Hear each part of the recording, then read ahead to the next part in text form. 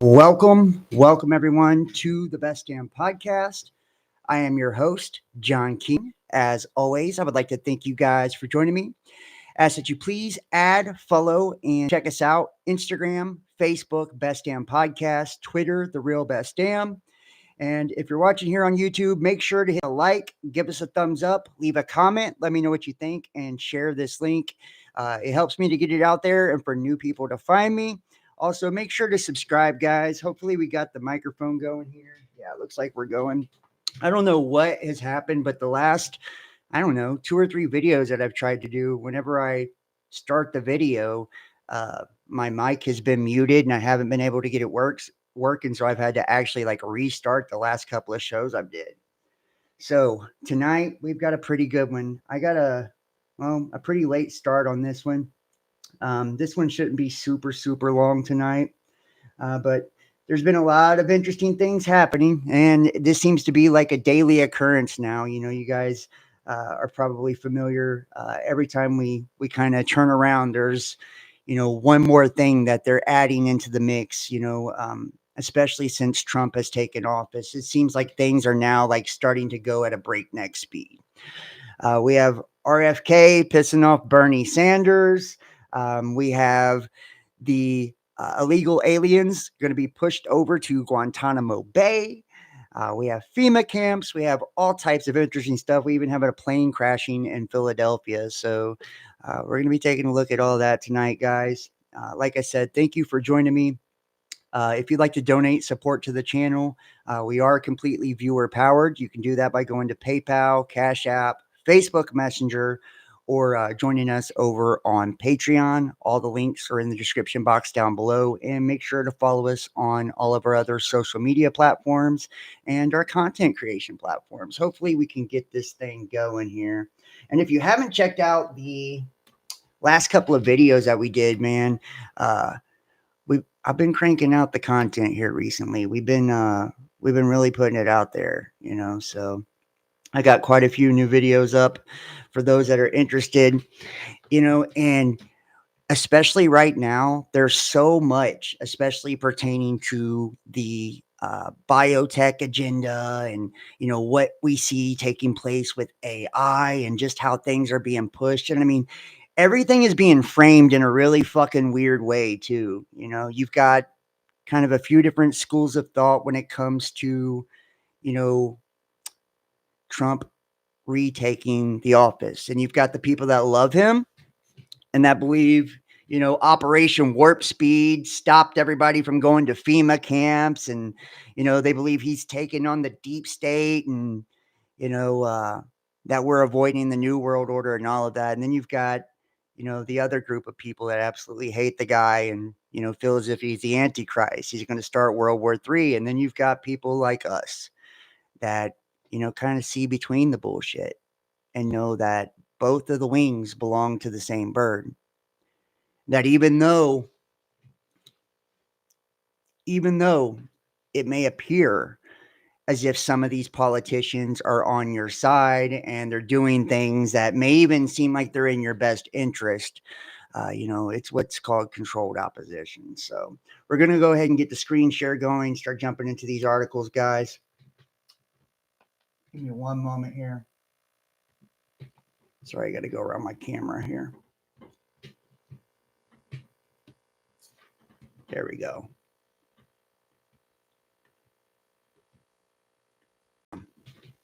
All right. So hopefully you guys can hear me and see me and everything is coming through clearly.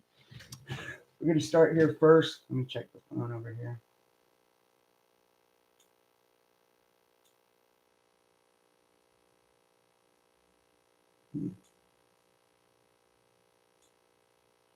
All right, there we go. Yeah, it looks like we're live. All right. And if you guys are in the chat, all right. Okay. And if you guys are in the chat, make sure to hit that like, hit that thumbs up. It helps with the algorithms. It allows new people to, jump in, and the more people in the chat, the merrier. So we start off first. An autopilot military attack on civilians. DARPA awarded Lockheed $6 million to install autonomous systems on U.S. Army Black Hawk helicopters. Quote, the Matrix autonomy system forms the core of DARPA's Alias Aircrew Labor in Cockpit Automation Systems program. As part of Alias in 2020, Sikorsky provided the hardware and engineering support to add fly-by-wire flight controls to the MX aircraft. When combined with the Matrix autonomy system, the MX aircraft will be a near exact copy of Sikorsky's UH-60A fly-by-wire, optionally piloted Black Hawk helicopter, the company's flying lab that has tested Matrix autonomy over hundreds of flight hours. Now, this is a video of the Lockheed Des Moines remote flight on this helicopter that is 3 months old. It is being flown from 300 miles away from Washington, D.C. And this is the new thing. I have a video I posted over on Facebook, showing like the Chinese drones. You guys know that in the news, I believe in December 2024, the United States finally admitted to it. They were flying drones over DC as well. A lot of people thought they were UFOs. And then you look at like Elon Musk and Tesla and this agenda for autonomous vehicles.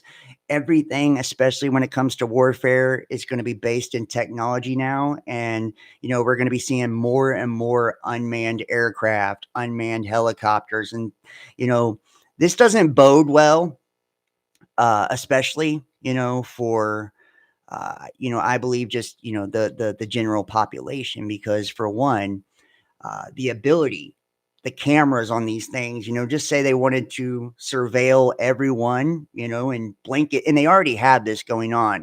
They've launched tens and tens and tens of thousands of satellites all over the place, right? So the entire world is basically covered in cameras, but it's now to the point to where they could use robotics, artificial intelligence to not only identify threats and identify targets, but to strike on them, and there's no human decision whatsoever involved.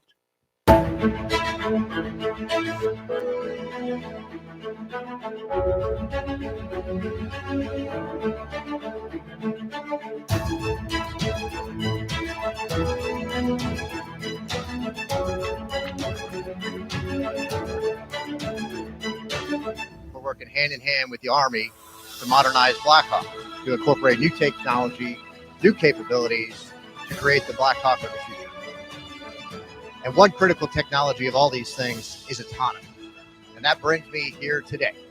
Are we really going to fly this optimally piloted autonomous Black Hawk in Connecticut from 300 miles away right here in Washington, D.C.? And the answer is a resounding yes, we're going to.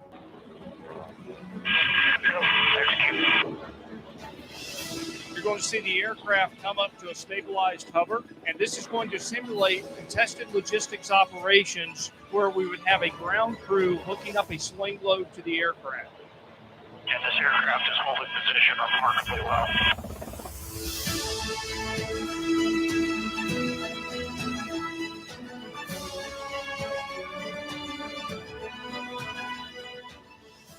Yeah, Lockheed Martin. We already know that they're a major player in the military-industrial complex, so the whole thing with the autonomous vehicles, all of the drones and shit like that, this just kind of plays into the things that we've been talking about recently. And it's just kind of been, it's out there, it's everywhere, Artificial intelligence is taking over everything. Machines have now kind of like eclipse the point, to where they need human assistance. They fly better, they operate better, they fight better, they seem to do everything better than what actual humans do. And when they are involved with humans, especially within warfare, it's to upgrade humans and their abilities. So we have the new video angle of the DC plane crash with the Black Hawk helicopter. The next CCTV video was recorded yesterday from Ronald Reagan Washington National Airport and shows a devastating moment when the U.S. Army Black Hawk helicopter collided with American Eagle Flight 5342 midair, causing a fiery explosion and debris to scatter into the Potomac River below. In this video, the Black Hawk can be seen flying at speed over the Potomac from the left side of the screen. The American Airlines plane can be seen flying towards the airport before the two collide, causing a mid-air explosion and fall into the river.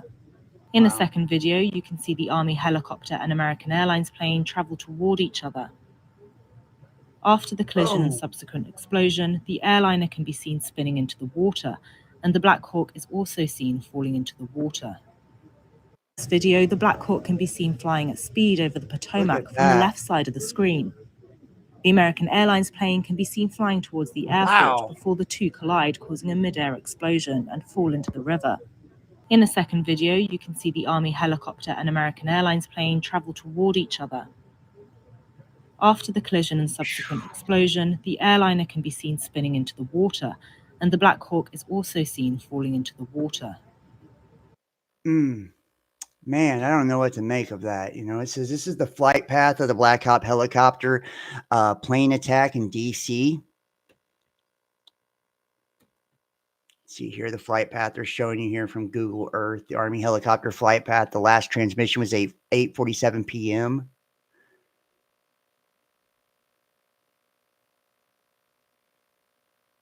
Flight path 8:48. The plane, and you can see where they actually hit here.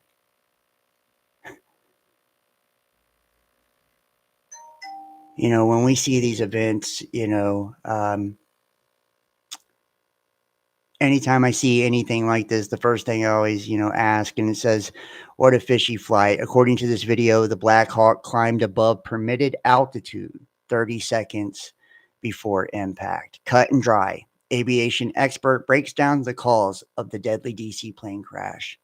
Right. So they're saying it's pretty fishy. And like I said, or like I was about to say, anytime you see events like this, one of the things that really comes to mind, or one of the questions that I start to ask at least, is one, who are the players that are involved, right? And whenever we see the military involved, we obviously know that they don't make mistakes like this normally. And two, what would be the agenda, right, that this would serve, thinking problem, reaction, solution based, like what would actually come of this, as a result of this event taking place. And then finally, I tend to look for, things that are suspicious or that stick out, whether it be they were running exercises that day, or, shit like this, where they were not flying at the permitted altitude, and things of that nature. And we see in the video just a moment ago, they have the ability to fly these fucking things autonomously, from 300 miles away. So this thing, very clearly was, or not very clearly, but what it would, one would think is, is that it's actually, remote controlled, and maybe this was intentional. Let's get some analysis. I'm joined by Sky News aviation expert, Captain Byron Bailey. Byron, you've been looking at the flight path of the helicopter. Tell us what you've found in regards to the altitude of the helicopter. Okay, there's a frequent helicopter traffic from the north to pass through that whole. Hey, and we're going to go ahead, and I'm going to hit some of these comments real fast, because these are some really good ones. Before we dive into this video, let's pull up the chat here. You guys got some really good comments. I've seen them on my phone. So first off, Gondola Wish says that they want your traffic control to be controlled via artificial intelligence, right? And I think that we already see artificial intelligence is divvying out, prescriptions. Like I said, I can see AI eventually, issuing citations, enforcing laws, doing a lot of things. But right, they want autonomous vehicles on the road, and they want things controlled via AI. It's already controlling the nuclear missiles and all of that, right? The stockpile of the nuclear arsenal for the United States, everything. So to really say that it being navigated by AI, that's not far-fetched at all. And then two, I see Kimberly F says, Alex Jones is saying that a backdoor remote tech was used to remotely control the helicopter on Twitter. And I think that goes right in line with what we showed in the first video of that Black Hawk helicopter from Lockheed Martin actually being remote controlled from 300 fucking miles away. So we know it's very possible, right? And they haven't released any names of the helicopter pilot. And Yeah. So there you go. Probably remote. Right. Area past the airfield to a military base in south, and they fly a route along the river below 200 feet. The maximum permitted altitude is 200 feet, and is a visual flight at night. We watched the readouts from the radar, and about 30 seconds before the impact, they were actually at 200 feet, and then shortly after, the chopper was at 300 feet. By chopper, I mean helicopter. And just before the collision, where the airliner is turning, he's on short final at 400 feet, about a mile or so from the runway, and the pilots would have been just concentrating on the landing straight ahead and wouldn't have even been aware of the chopper. The chopper actually rose to 350 feet, and that was the last indication before the collision. The helicopter at 350 feet, and he shouldn't have been there. He should have been at 200, and the airliner at 400 feet. So they won't need the black boxes to work this one out. This is cut and dried, really. The military guy shouldn't have been that high. So speculation as to why he was above that permitted altitude. Should that have been picked up by the air traffic control, Byron? Yeah, but the air traffic controller was so under pressure from working different frequencies that, he may not have realised in time that the helicopter was actually climbing above his mandated maximum altitude. It's a close run thing. I can't really blame the air traffic controller because he's handling so many airplanes and different frequencies, and situational awareness in a situation like that is very difficult. And there you go. He said, I can't blame the air traffic controller. So, they're going to like blame this kind of on, we can't blame the air traffic controller, but yeah, it's kind of human error because, look at all the different situational awareness he needed to have and all the different planes taking off and all of this, right? So, yeah, to your comment, Gondola, I think was the name, sounds kind of spot on, right? So this is basically the place where they would be like, okay, well, now it's time to insert artificial intelligence and allow them to essentially control the in and out flux of all of our flights. And that's pretty crazy, especially over DC, the nation's capital, right? Because let's just kind of think like where that could actually go once you give control of air traffic over the nation's capital to AI, right? And to some type of system that can obviously be compromised, right? And hacked. And it has security vulnerabilities, just like the Blackhawks and all of this. They have vulnerabilities as well. Anything that can be controlled remotely, absolutely, Kimberly, does have a back door, right? So who's to say that CIA or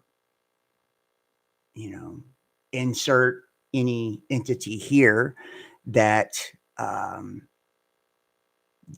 is deemed to gain off of this scenario in this situation, wouldn't compromise the integrity of that Blackhawk and control it remotely because it went above its maximum altitude as the plane was descending. It shouldn't even happened, right? And then it's being blamed on essentially, human error to implement the agenda of AI being able to control the traffic and everything kind of shifting into the, autonomous realm, whether it's planes. And we're going to see this more and more. This is just, this is what they do. They're doing with vehicles on the road and everything. They don't want humans to have the ability to have free movement, period. Right. And, like I said, this also allows them to remotely do things and basically, they can blame it on China. They can blame it on Russia, anybody, cyber attack. And, so to compromise our grids and our systems and all of that. Cool. So, yeah. Yeah. It's, I flew into Paris. You're an experienced you're an experienced pilot yourself. Is there anything that the commercial jet captain could have done to avoid this collision? Well, no, because he wouldn't have been aware of the helicopter coming in on his right side. He, at 400 feet on final, you're in the final stages of touchdown. You're on a stable approach. You're concentrating on your speed, your glide path on center line, being spooled up with gear and flap and everything done.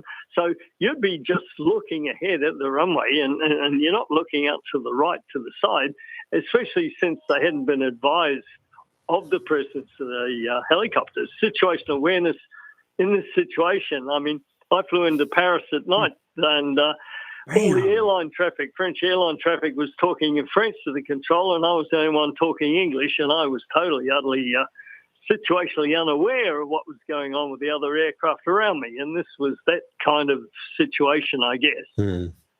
And you can see, man, just the language that the Captain Byron Bailey continues to use. And we know that Sky News is a shithole of a news network. Anyways, he keeps talking about situational awareness and how, you know, he was in a situation where he didn't have situational awareness. And obviously they didn't have visibility or situational awareness. And it's like, it's very obvious they're trying to put this on human error. So I think we have kind of like found, you know, where this is. And here's another crewless Black Hawk helicopter flying at 115 miles per hour. Test rescue mission. So you can see autonomous Black Hawk helicopter flies without a pilot. So just to kind of show you, this is legit.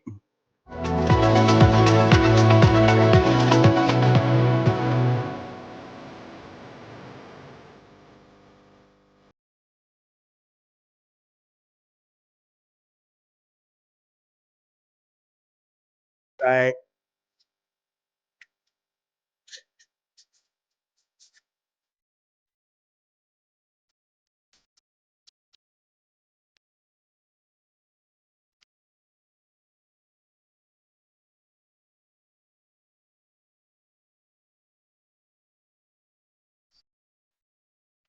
And you know, and that is another thing. Whenever you would see, you know, AI being implemented to, you know, for air traffic control and things like that, there would be a necessity of uh, intensified surveillance or more access to satellites, like, you know, because AI would essentially be able to use any eye in the sky or on the ground, you know, and utilize everything as an open channel to be able to navigate and manipulate, you know, traffic that way. So I do see like how this could really be used, you know, as part of surveillance and control. And it's like, and it always appears to be that. It says, yep, the tech is there, guys.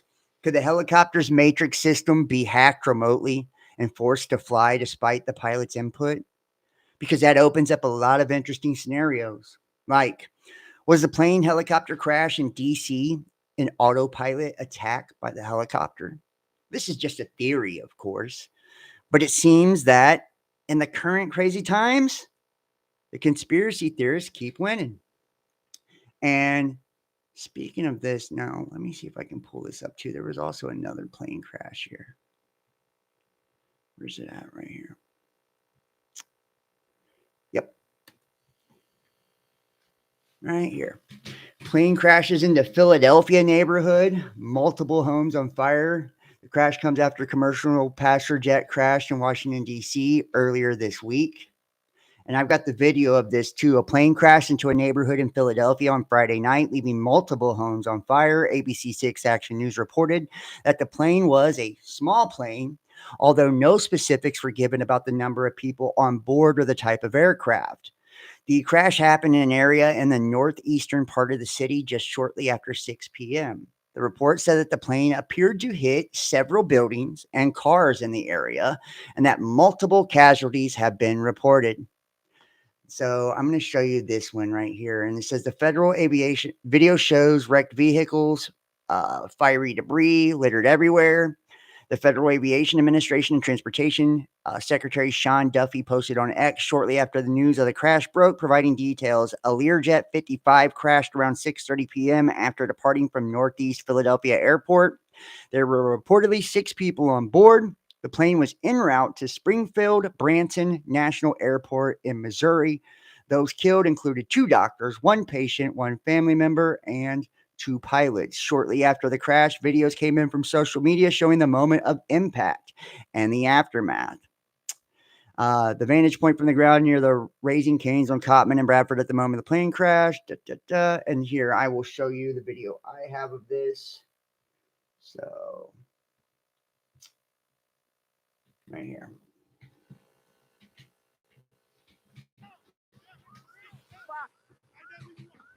Can I get? Yeah, just go the long way, bro. Just go the long way. All right, brother. All right. Just stay on the other side of this tape line right here, okay? All right, appreciate it. This is Cotman Ave. This is after the fact here. A plane has crashed right off the boulevard at Cotman Avenue. You can see It's the on fire. It's not under control. It looks like a side street. All police and fire.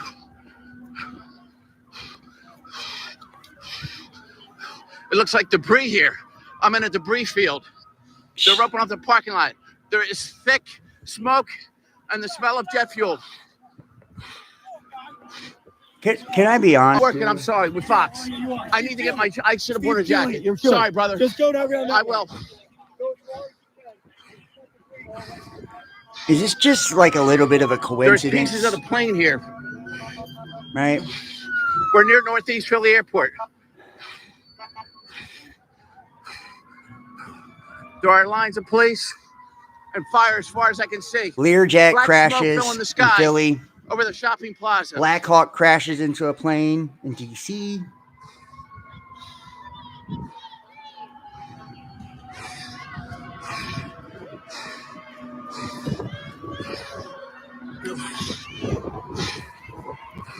It looks like it's on a side street. I'm not one to Affected. believe in coincidence. We're right you know? across from a busy shopping center. You know, So, and it's just like Plane, pieces of the plane are in the Roosevelt Mall parking lot. It looks like, according to police, that's why they're roping that off. such a dramatic fucking video here. This is as close. There's black smoke. Sorry, I'm breathing bad. Flames of black smoke coming over. Yeah, so like I said, you have a Learjet hitting buildings and fucking cars and shit in Philly, right? And then you have a Black Hawk, which does have remote flying capability that is above its highest permitted altitude, crashing into a plane taking off in DC. And then, of course, the mainstream media is putting the spin on this of pilots not being able to have situational awareness and shit like that. And it's like, is there an agenda at play here where, you know, they really are trying to give some sort of, you know, control to artificial intelligence to have the ability to control the nation's, air traffic control as well. And, you know, and even maybe fly the fucking planes, who knows, you know, we see everything kind of pushing towards autonomy now. And it's like, wow, you know, once I see something like this and I see another event very similar, it's like, that's, you know, to me, I don't believe in coincidence. I feel like there's, you know, something, you know, definitely going on here.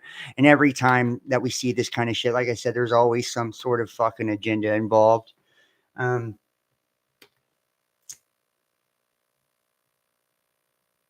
Yeah, remote controlled helicopters is damn scarier than drones to me. Right, exactly.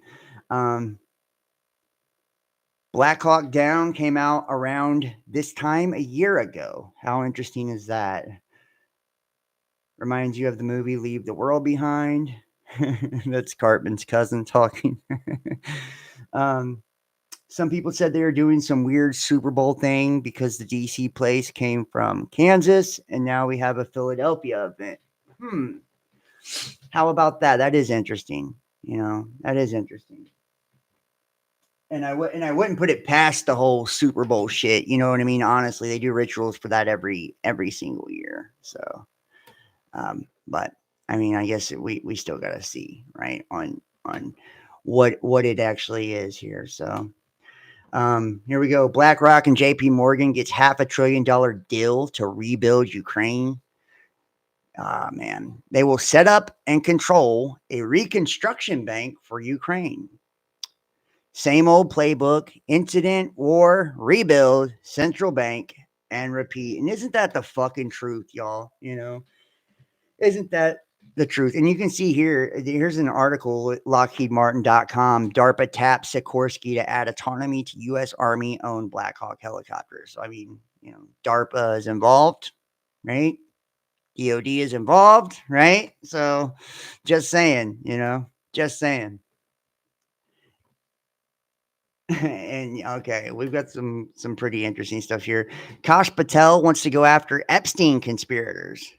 Kash Patel vows to pursue those who worked with Jeffrey Epstein. Yeah. Wait. Well, what the fuck are we waiting on? They still need to write the script. Right. And isn't that the truth? You know, people are making these, you know, he's saying he wants to go after the Epstein people. We know fucking better than that. That's never going to happen in a million billion years. Too many people would be exposed from that. The only way we would ever see anything pertaining to the Epstein list and all of that is if it actually served Trump and his regime by getting rid of political adversaries. And even so, I think he's guilty. I think all the people in his regime are guilty as well. So we're not going to see anything like that happening. Two fires break out in NC County, devastated by Hurricane Helene. North Fork Fire in McDowell County grows to 200 acres. Crooked Creek Fire is 100% contained. And this is another thing, too. These fires and shit like that and these hurricanes that have been happening in North Carolina and all of this, they're building FEMA camps and shit like that now over in this area. This is like whenever they, you know, weather modification is real. You know, whether people believe that or not, geoengineering is real, whether people believe that or not. And I feel like a lot of times, whenever they do these kind of things, whether they're using directed energy weapons to start fires like on the West Coast, or we're seeing, you know, fucking hurricane, you know, machines or whatever the fuck you want to call them for the East Coast and the Atlantic, you know, we then see there is an effort to Federal Emergency Management Agency is then involved, right? And every time they're involved, they get to build a new camp and facility, and you know they get to set up shop in all of these different areas. And I feel like, you know, if there is, and a lot of people are believing that we could perhaps be on the brink of an economic collapse, and maybe that this economic collapse is something that's been coming, and that even perhaps that this will be an intentional collapse, and that these type of events, right, like these fires, like these hurricanes that have allowed FEMA to enter in on both coasts, right, of the United States, that this is allowing them to kind of get ahead of the game for whenever they, you know, the collapse actually begins, and they need federal detention centers for those that they deem a threat.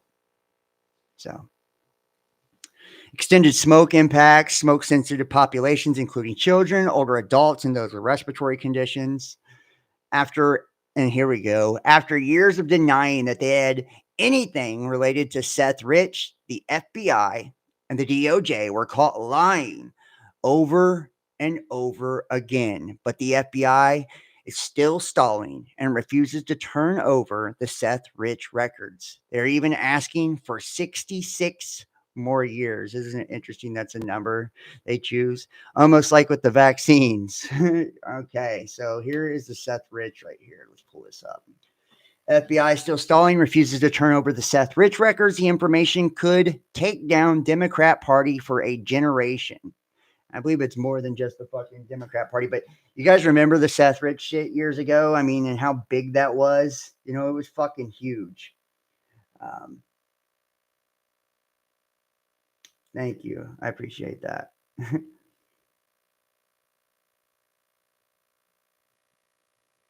I appreciate that. Thank you. The FBI is stalling again. The world's top intelligence agency is still refusing to turn over the Seth Rich records to attorney Ty Clevenger. Attorney Ty Clevenger is the bulldog attorney who has been working for years to get to the bottom of the Seth Rich murder. His request continues to be denied by the FBI. Kash Patel cannot be sworn in as FBI director soon enough. Clevenger, and that's who said he wants to go after the Epstein files, right? Is Kash Patel, as he's going to be the FBI director. Clevenger previously investigated who supplied the DNC and Podesta emails to WikiLeaks during the 2016 election cycle. So isn't that interesting, right? So Clevenger was actually part of the investigation for the DNC email leaks, the Podesta emails. You guys remember that? I was actually just looking at, because I think it was probably because I seen the Seth Rich story, maybe. But I was actually looking at WikiLeaks and the Podesta files and all that shit earlier today. I even thought about like redoing something on that and like bringing it up. I mean, because it's been so fucking long. It would just be really nice to kind of like have a refresher and revisit all of that stuff and just kind of like look back on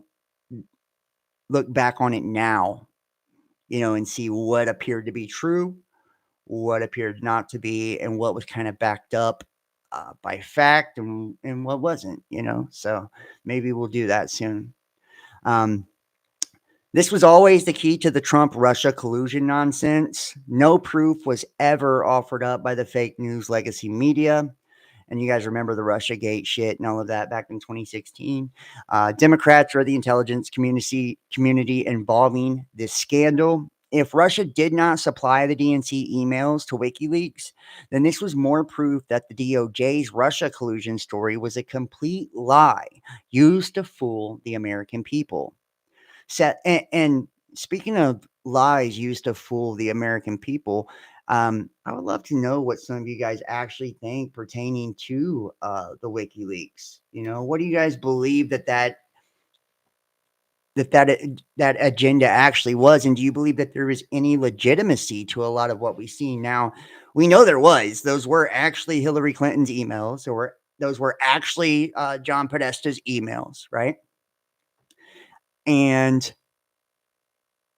looking at FBI and CIA and child trafficking and pedophilia symbolism and code words, they were most definitely using words that were synonymous with those type of things, right? That type of language, right? And Julian Assange, right, is most definitely paid his ass for it, right?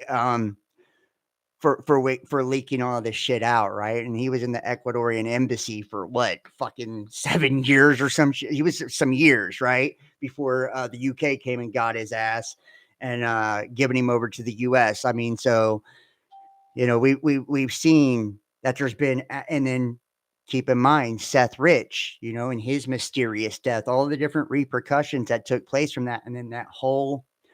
But what makes me wonder. And they can say that it was Russian collusion, and that the Russians actually released that. And that could be true. Maybe the Russians are the one who gave it to WikiLeaks. Who fucking knows, right? And it was, but at first, for some reason, I just don't, and maybe it was politically motivated because they wanted Donald Trump to be president, and that's what they try to say with the whole Russiagate thing. But honestly, there's no telling where it came from. It does appear to be politically motivated. It could have come from Trump, and his people in the military, What year did all this get out? I'll have to Google that. Hold on. Let's see.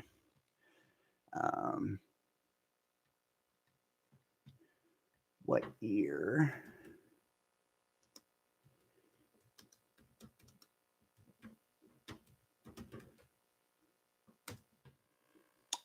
Pizzagate took place. Let's pull it up. Pizzagate 2004 Pizzagate is a conspiracy theory that went viral during the 2016 United States presidential election cycle, falsely claiming that the New York City Police Department had discovered a pedophilia ring linked to members of the Democrat Party. While searching through Anthony Weiner's emails, it has been extensively discredited by a wide range of organizations, including the Washington, D.C. Police. In March 2016, the personal email account of John Podesta, Hillary Clinton's campaign chair, was hacked in a spear phishing attack.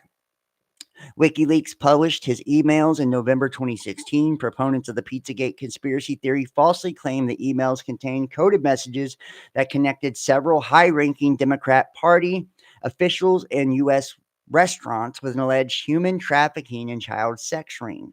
One of the establishments allegedly involved was the Comet Ping Pong Pizzeria in Washington, D.C., which, if you guys will remember, just a video, I don't know if it was last video or the video before that, the guy that actually came in to shoot up Comet Ping Pong Pizza just got killed by the police.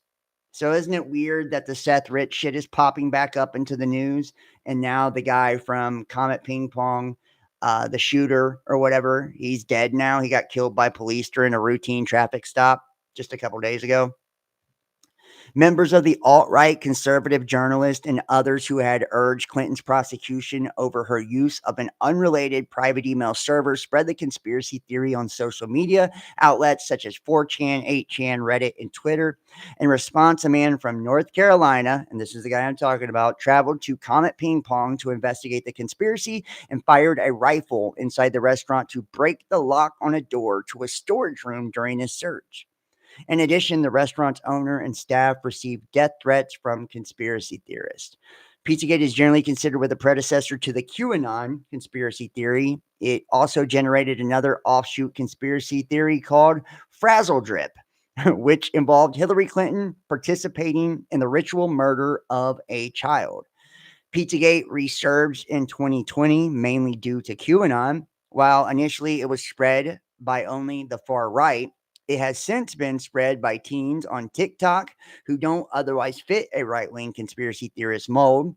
The biggest Pizzagate spreaders on TikTok appear to otherwise be mostly interested in topics of viral dance moves and Black Lives Matter. The conspiracy theory has developed and become less partisan and political in nature, with less emphasis on Clinton and more on an alleged worldwide elite of child sex traffickers. And the genesis is on October 30th, 2016, the Twitter account posting the white supremacist material, which said it was run by a Jewish New York lawyer, falsely claimed that the New York City Police Department had discovered a pedophilia ring linked to members of the Democrat Party. While searching through Anthony Weiner's emails through October, November 2016, WikiLeaks published John Podesta's emails. Proponents of the conspiracy read the emails and alleged they contained code words for pedophilia and human trafficking. Proponents also claim Comet Ping Pong, the pizzeria in D.C., was a meeting ground for satanic ritual abuse, deriving its name from the Watergate scandal. The story was later posted on fake news websites, starting with Your Newswire, which cited a 4chan post from earlier in the year. The Yours Newswire article was subsequently spread by pro-Trump websites, including subjectpolitics.com, which added the claim that the NYPD had raided Hillary Clinton's property. The conservative Daily Post ran a headline claiming the Federal Bureau of Investigation had confirmed the conspiracy theory. Yeah, so you guys see, right? That's basically, what all of that was, and it took place in 2016.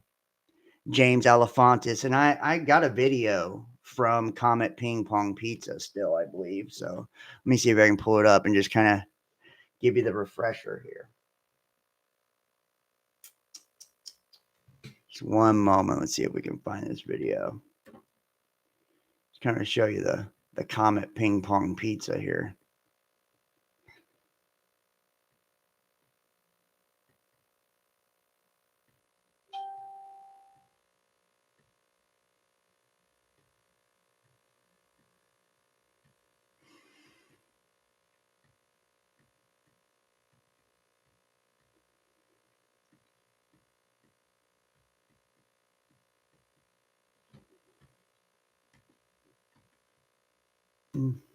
1 second, guys. I got it. Just give me one moment. And I'll show you. You can see it. There was some weird fucking shit going on there. I don't give a fuck who you are. You know what I mean? Like, there really was. There was some really weird shit going on. So people can say what they want to say, but there really was, dude. I ain't never went into a pizza place and seen no shit like that taking place, guys. So.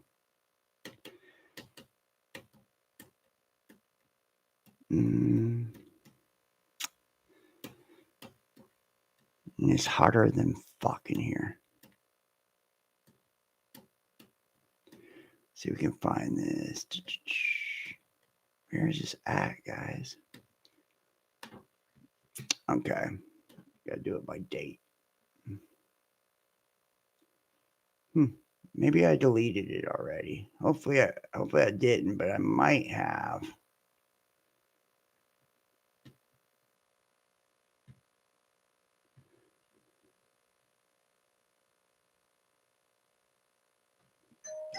Let's see what this is. No, this ain't it.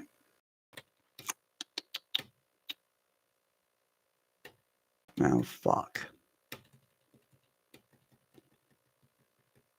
It was in the video we did. Yeah. Not sure what happened with that. It was in the video we did the other. We did a video and we showed the actual, inside comic ping pong pizza when we were talking about the guy that got shot in North Carolina that actually did that. So, but we showed the video and it's a man dressed in drag and he's talking about little boys and shit. So, I mean, it's fucking weird shit, man. Weird shit, as always. But yeah. So back to the Seth Rich, kind of got sideways. Clevenger previously investigated who supplied the DNC and Podesta emails to WikiLeaks during the 2016 election cycle. This was always a key to the Trump-Russia collusion nonsense. No proof was ever offered up by fake news legacy media, Democrats, or the intelligence community involving this scandal. If Russia did not supply the DNC emails to WikiLeaks, then this was more proof that the DOJ's Russian collusion story was a complete lie used to fool the American public. Seth Rich was a DNC operative who was mysteriously murdered in the summer of 2016, weeks before WikiLeaks released their Clinton email investigation. The murder is still unsolved. After years of denying they had anything related to Seth Rich, the FBI and the Department of Justice were caught lying over and over again. In September 2023, a judge finally demanded the FBI and the DOJ provide all they had regarding Seth Rich to attorney Clevenger. The FBI responded, requesting another 66 years before releasing the information. They wanted it to move out like the JFK assassination reports, which is fucking nuts. Then in late November 2023, a federal judge ruled the FBI must hand over evidence regarding former DNC employee Seth Rich's murder to Ty Clevenger, which I believe he's the one who probably was involved in this. So no media outlet has covered the Seth Rich story as extensively as the Gateway Pundit. But since November 2023 court order, the FBI has completely dug in the cover-up of the Seth Rich murder. Chris Wray's FBI continues to defy the court and will not release the laptop computer. On Thursday, attorney Ty Clevenger released a string of tweets on the latest in the Seth Rich investigation. Let's see the tweets here. It says, after years of litigation and stonewalling by the FBI, a federal judge ordered the feds to produce Seth Rich records by February 7th. Today, the FBI told me it wants more time. Maybe Kash Patel and Donald Trump need to hear about this. On August 16th, 2024, Judge Amos Mazant ordered the FBI to process and produce records from Seth's electronic devices no later than February 7th, 2025. A few weeks later, in order to expedite things before the election. We propose that the FBI just produce metadata and file names. That should have been enough to determine whether Seth was the source of the DNC emails published by WikiLeaks in 2016, which he obviously was. That's why they're hiding it so much. The FBI did not respond. And he was smoked right before it was released. I followed up again in October. The FBI did not respond. When the FBI first suggested last week that it might need more time, I asked again if it could just produce file names and metadata. The FBI did not respond. Today, it just asked for another 30 days, but it did not address file names and metadata. And finally, in fairness, the FBI is only asking for another 30 days, but I've been doing this for almost 8 years. I know what happens next. The FBI creates another delay. Enough is enough. It's time for Kash Patel to be confirmed so he can light a fire under these people. Could it be that the Seth Rich computer confirms that he leaked the Hillary Clinton emails to WikiLeaks, as its founder, Julian Assange, implied? The American people deserve to know the truth about this horrific murder and political scandal. The U.S. Senate must confirm Kash Patel as the next FBI director, and Kash must expose the facts of this scandal once and for all. Could it be that the FBI blamed Russia for leaking the emails when they knew that that was not the truth? There was no computer hack. The emails were leaked. And could this explain Seth Rich's mysterious death? Yeah. And that's what I mean. The implications of this are fucking major. They are major. If you truly think about it. If it comes out that Seth Rich, and we all know, do you know? I'm pretty fucking certain that Seth Rich is probably the one who leaked this shit, right? And we've even seen Assange kind of insinuate to and allude to that idea as well. The guy gets killed right before the release. We already know about the Hillary Clinton body count, right? That bitch. Anybody who's ever screwed over the Clintons, their head is decapitated and all of their teeth have been pulled. I mean, they don't play. They are cold blooded, right? And think about what all this is snowballed into so much shit. Pizzagate did. It really did.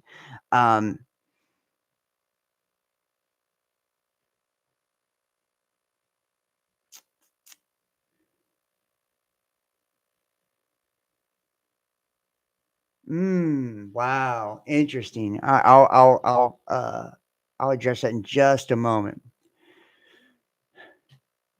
But so I mean, and if Seth Rich and the FBI did know, think about the director of the FBI back then, James Comey, right?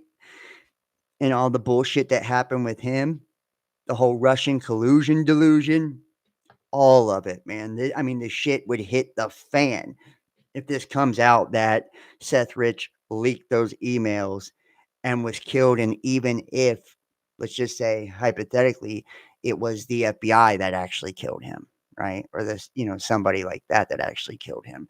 And they knew the whole time that Russia didn't do it. And they went ahead, Comey and all that, they went ahead and pushed that fucking, bullshit narrative, right?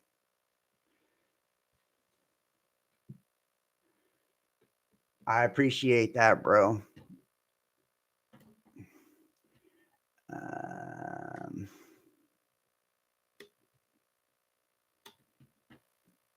I made you a moderator too. I seen you asking. Yeah, I appreciate that big time. I appreciate everybody for donating, supporting. And I seen somebody here say, where's it at? Gondola Wish. You've been making some cool comments tonight too, by the way. A lot of people are saying that what happened in Philadelphia this evening was in fact not a plane and was in fact a missile. Now, think about that, dude. What the fuck? If that's actually true, right? If it wasn't a plane and it was a missile, ooh boy, right? Who shot the missile, right? Where'd the missile come from? You guys seen the footage of that? And maybe I can find, is there any footage it looked like a missile? Well, I showed you guys a video of what I had of it. Let's see if is there any video of this fucking thing in the air? That's what we need to see. Is there any video of the plane in the air? Let's look at it.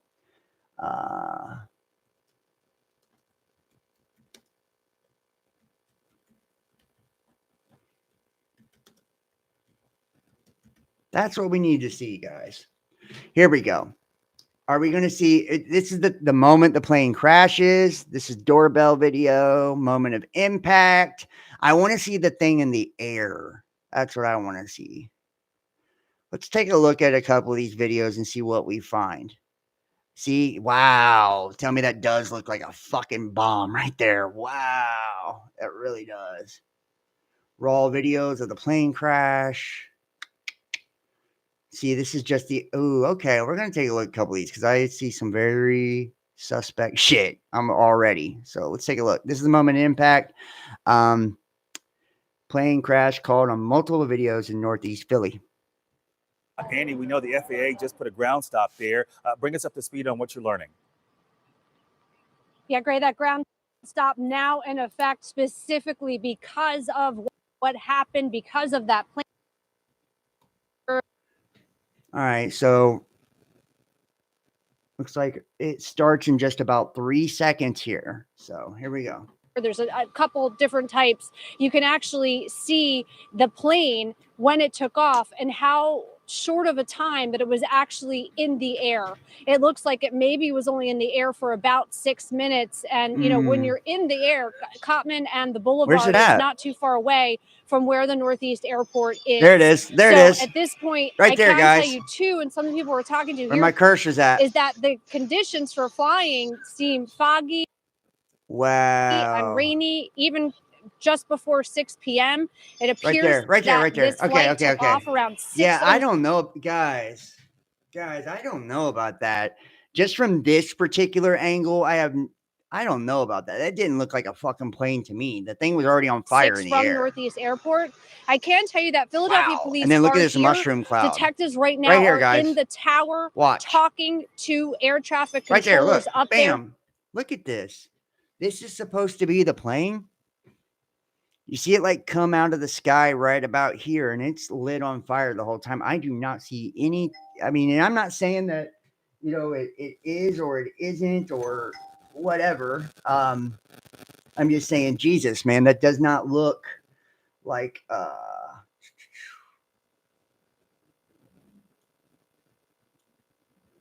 Thank you, babe. I appreciate that. But it does not look as if that is even a plane, just to keep it all the way real. Doesn't look like that's even a plane. Like if we're being honest with that, guys. We're seeing this thing. It's already ablaze. We'll take another look at some other shit. Those details, and there is a small police presence here. Of course, a number of the Here's another private, angle. airlines that you can see the explosion. It looks like a fucking mushroom cloud. Airports here that take off right now. They have people that were waiting for flights that have gone home because of the ground stop as well. So at this point, it is quiet at Northeast Airport, eerily quiet. But again, we're still learning more about that information. When you talk about those medic jets, they could be for a variety of reasons. It could be because they're transporting something important, such as organs, if somebody needs a transplant, or it could be to actually transport a patient and taking that patient to get medical care that maybe they couldn't get in this area. And like you said, it appears that this plane was headed for Springfield, Missouri. Again, the nuts and bolts that we're getting at this point is that the flight took off at 6:06 here from Northeast Airport. It looks like it was only in the air for a matter of minutes before crashing around Cottman and the Boulevard, which of course let's check out some of these other videos. This isn't very good. Images. So I'm just saying this wasn't a very good one. And thank you for the donation, Eric. I appreciate that. This is a plane crash from the door right here. This is somebody's.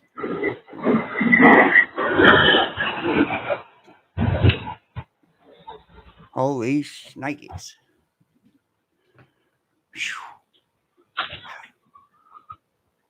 Look at that.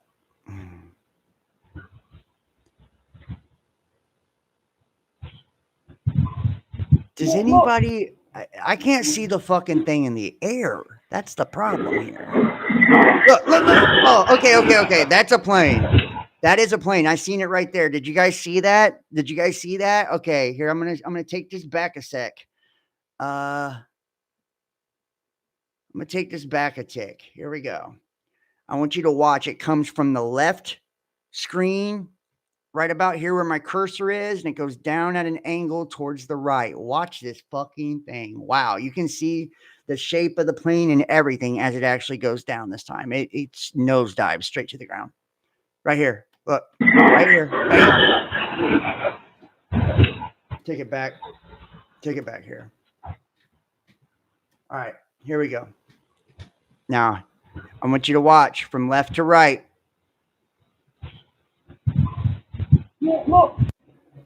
Here we go. Right here. See? You guys can see this on the screen? That is. I would love to see somebody be able to actually, and I could do it, just not while I'm on a live stream, obviously. But, I mean, I actually could, but you guys wouldn't want to see all that. Somebody actually cleaned that image up. But I don't think we need to. I think that's evident that that's a plane. You can see the tail back here. You can see the nose, and there are the wings. It's just moving at such a fast pace, man. I mean, whew. I mean, to me, that does look like a plane. I don't know what you guys think or not. If that looks like a plane. Woo! God.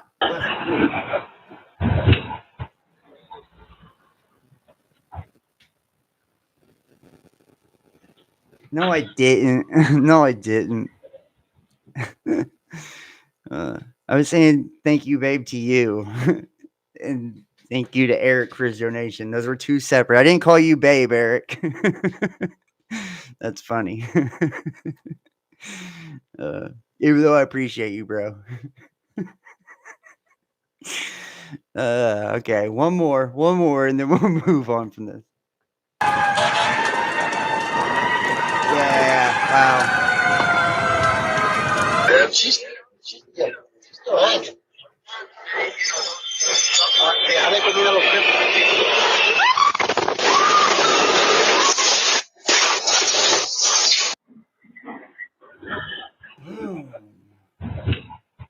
Damn, son. Look at that.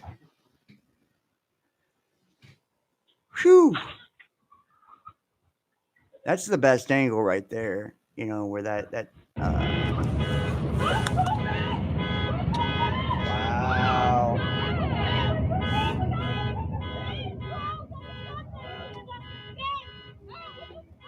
What is that?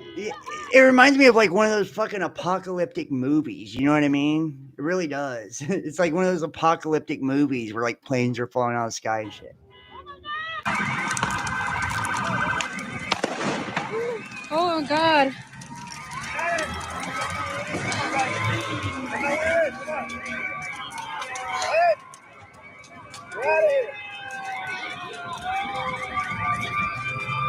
Oh my God.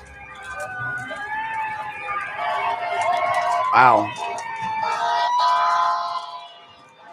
Wow.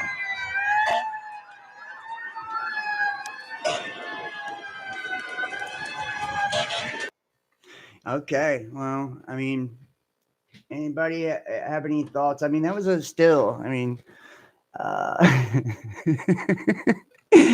could call you that if I want. It was full of fuel. Yes, it was. Did it hit a mall? I'm not sure what it hit. Bailey said if it's a missile, we have a missing plane. Right. If it's a plane, we have a downed one.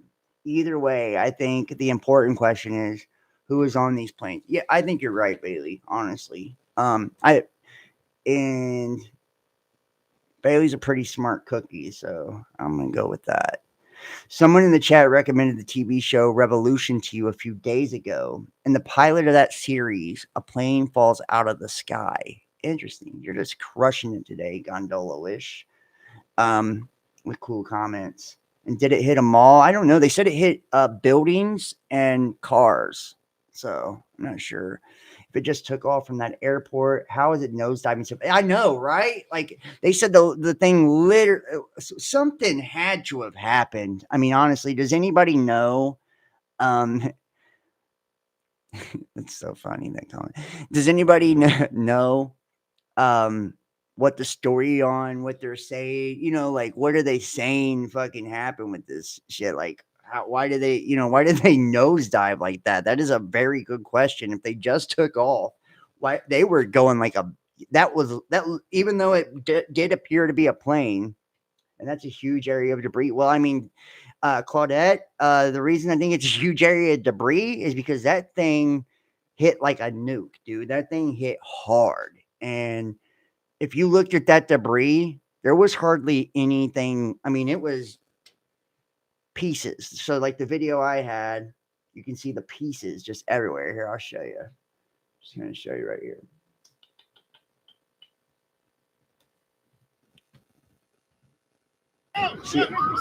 Fuck.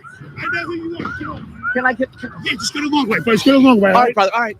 Just stay on the other side of this tape line right here, okay? I appreciate it.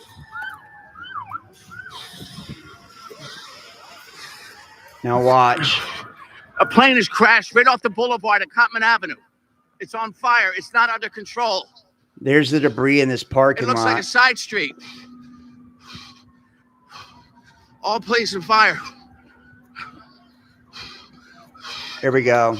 I'm going to pause it right here. It looks so you like guys can debris get here. I'm in a debris field.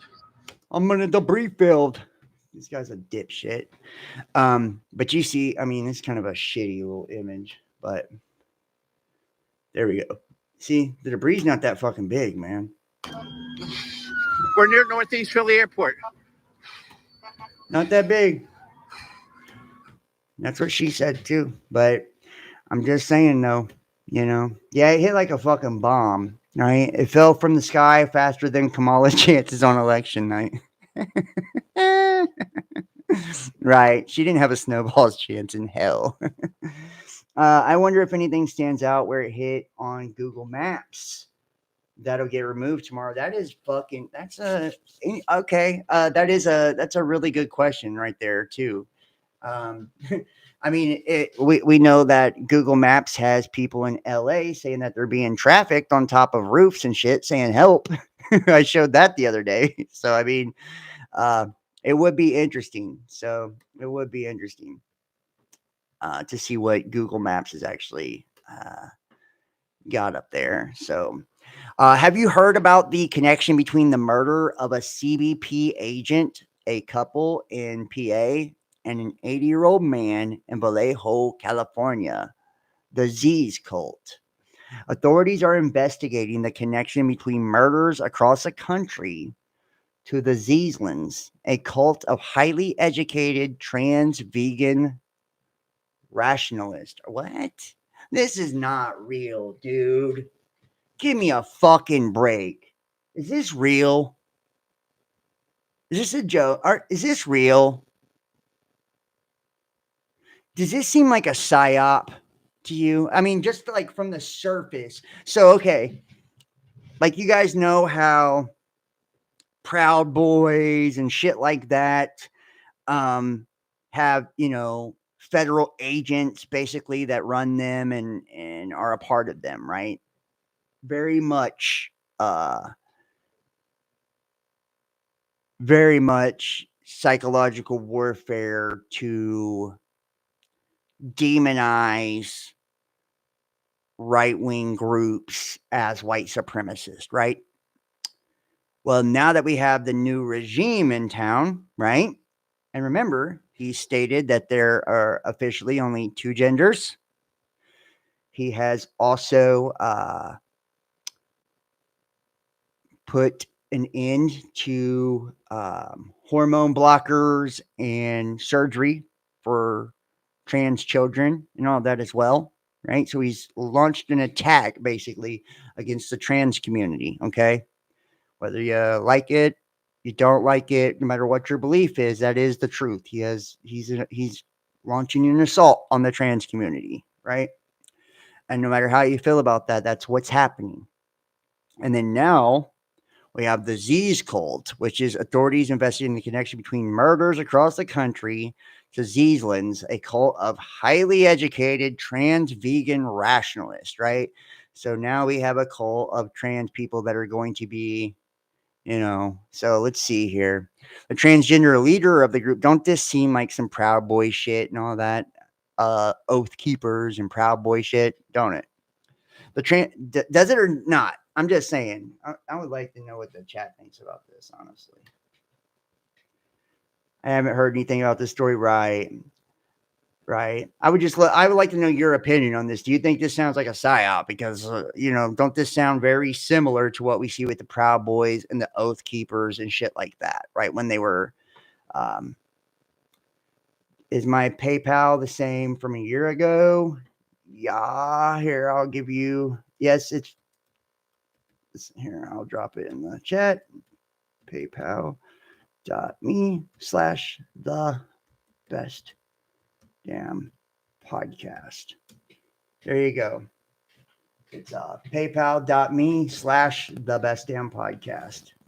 Yeah. Well, I mean, fucking think about that too. Like what they're doing, going after the trans community now. And I'm not saying, and it sucks because it sucks that this happens, that things are politically motivated.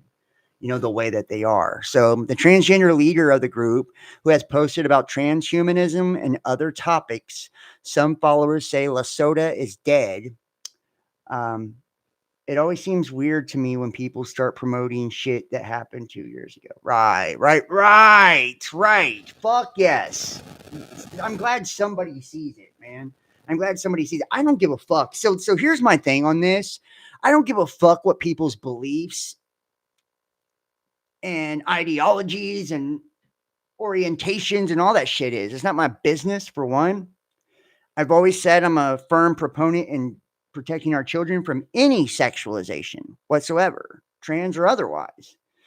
But, just like we've seen the whole white supremacy thing and all of that shit targeting, and the emergence of the Proud Boys and the Oath Keepers and this fucking targeting against, alt-right conspiracy theorists and all this shit.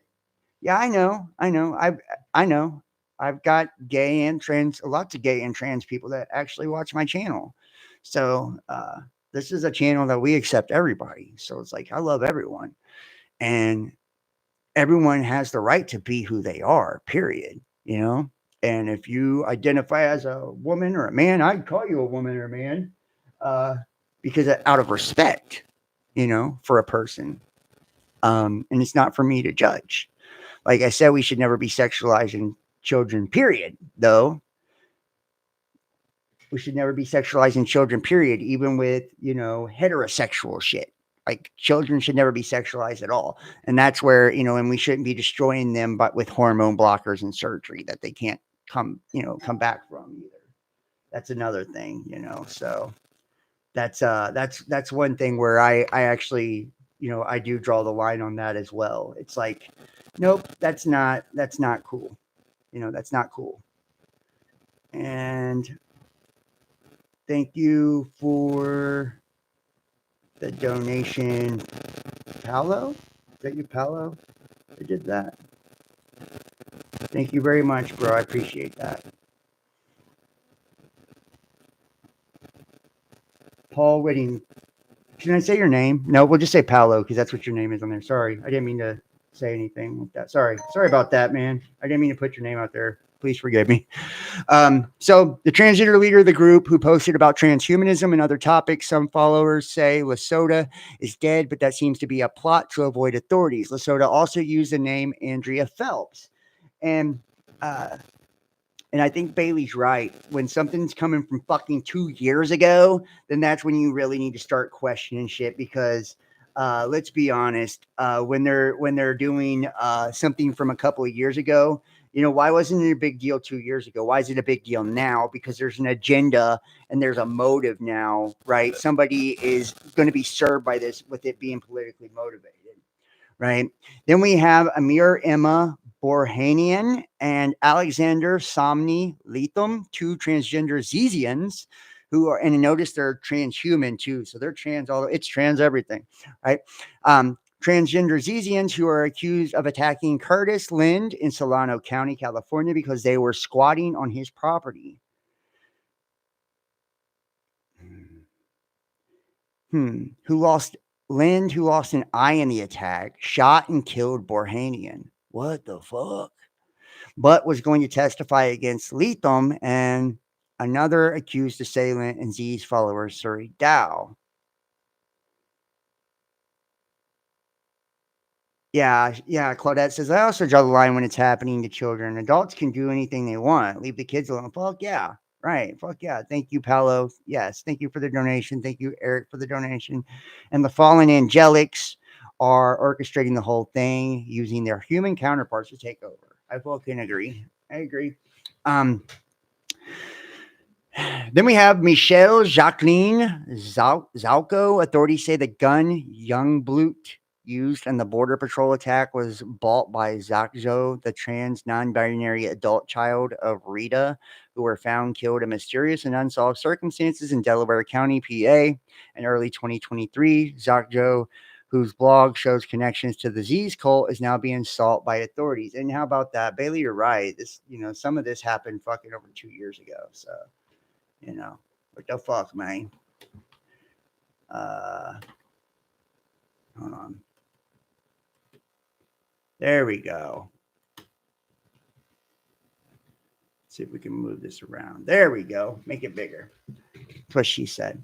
Snyder was engaged. So we have Teresa Milo, Consuelo Youngblut, Felix Ofila, Baucholt. What are these names? What's up with these fucking names? Snyder was engaged to be married to Youngblut and Baucholt, both transgender, were stopped by Border Patrol agent David Mayland on January 20th. Youngblut allegedly shot at Mayland, who was killed. Baucholt was killed by return fire. Youngblut was arrested. And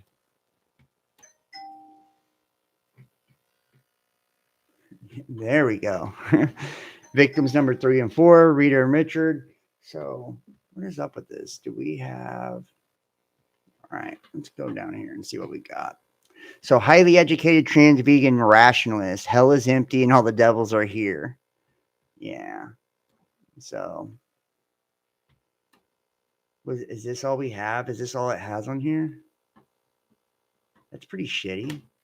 There it is. I was about to say, I knew I had this article somewhere. So the trans murder cult linked to Vermont VT Border Patrol killing. The woman accused in killing of the Border Patrol agent David C. Mayland near the Canadian border in Vermont appears to be a part of a techno-rationalist cult founded by a biological male who identifies as a woman and goes by the name of Z's.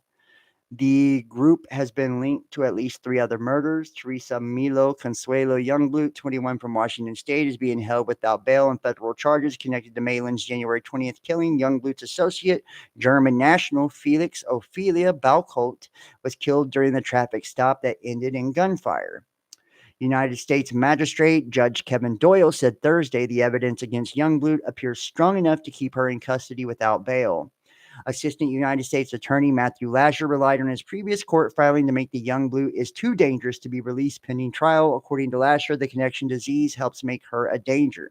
Quote, the defendant's possession and use of a firearm combined with her itineracy and association suggests she poses a current and substantial danger to the community that could not be addressed by a condition or a combination of conditions of pretrial release.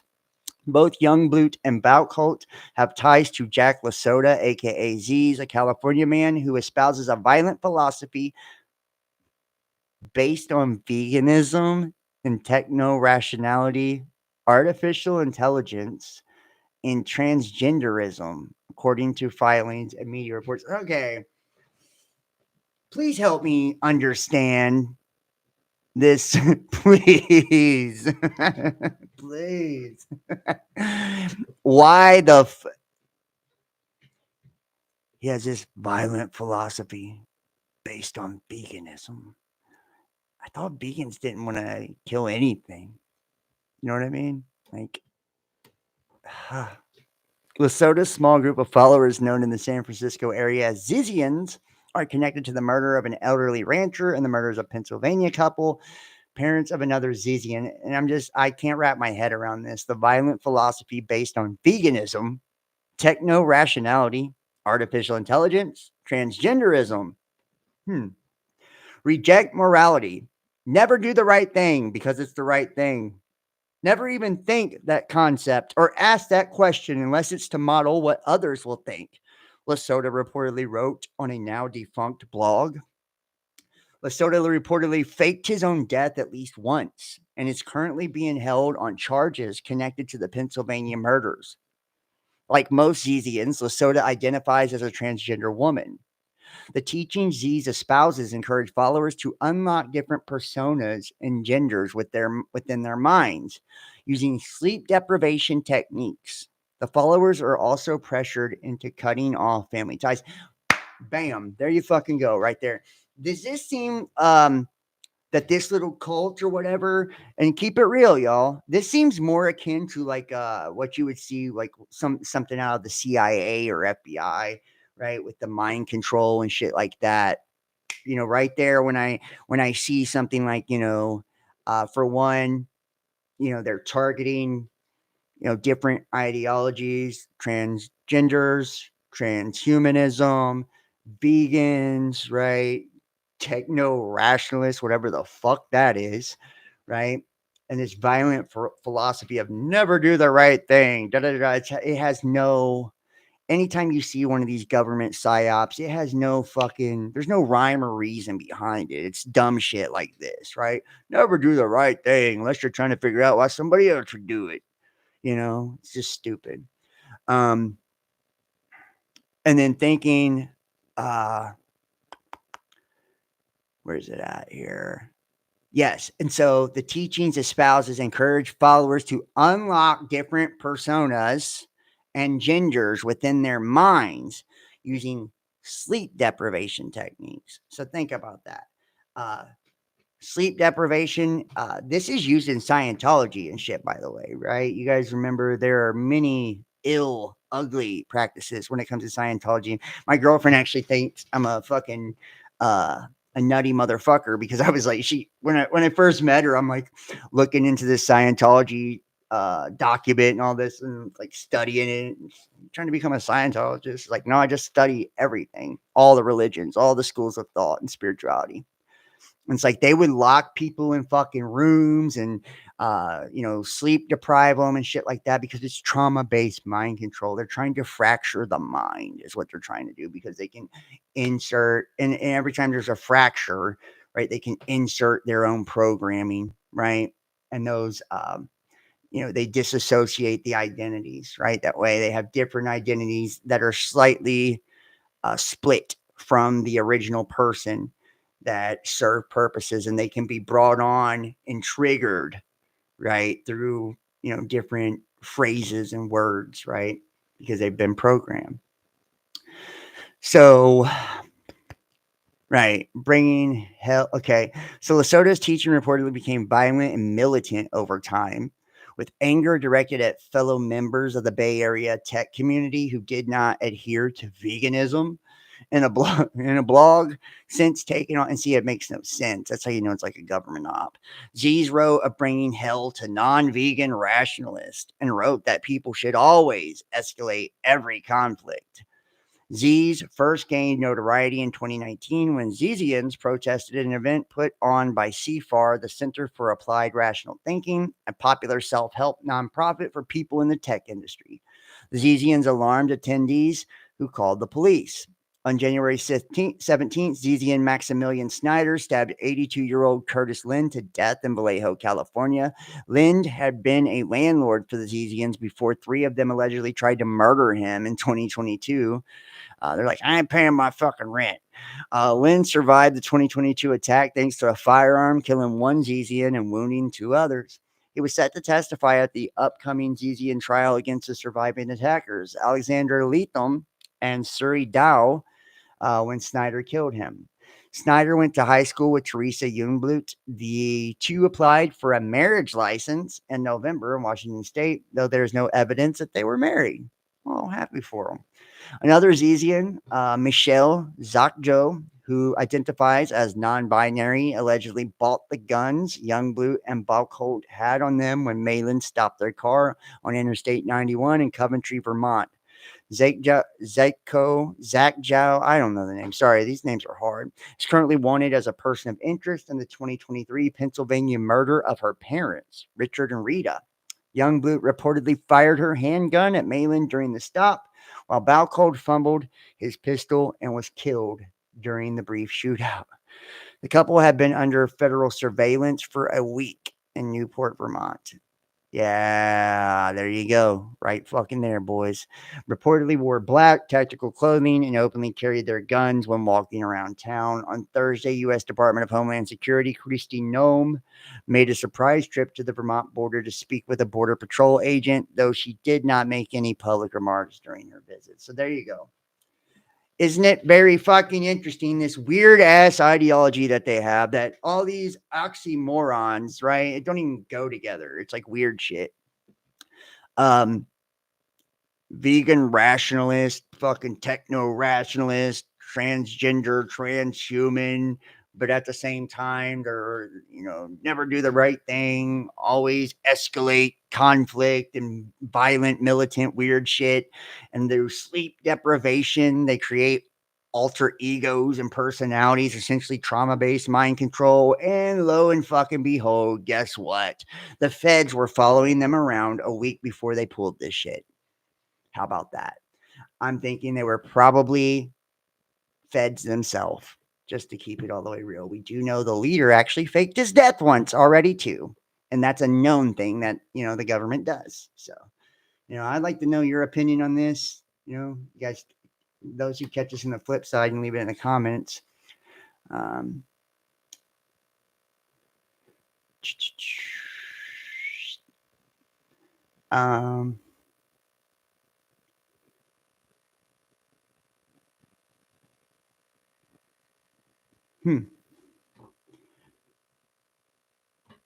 We'll move forward here. Close out some of this shit.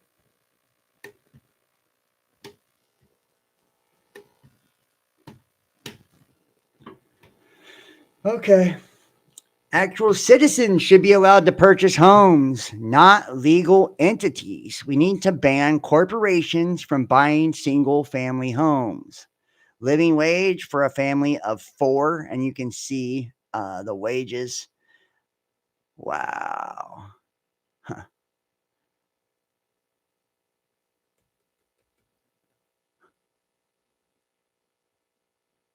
Wait till you hear about entire neighborhoods being built just to rent out. Yeah, that's fucking crazy. And you can see the wage. The lowest wages is in Virginia, 82,000 for a family of 4. Where I'm from, I live in Cincinnati, Ohio. It's 99,000.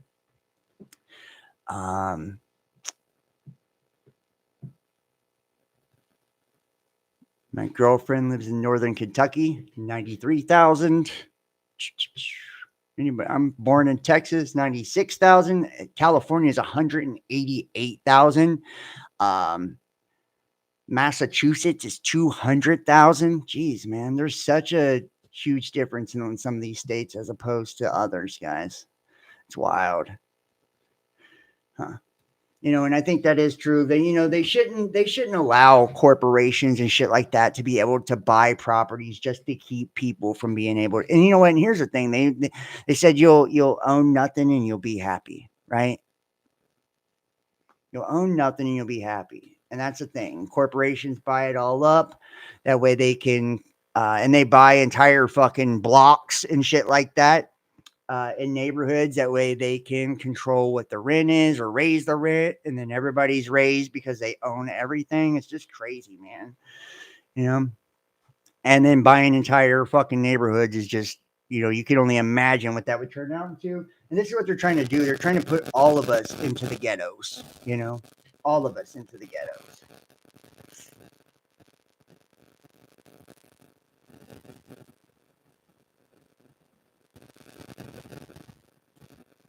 I'd love to hear your guys' thoughts here.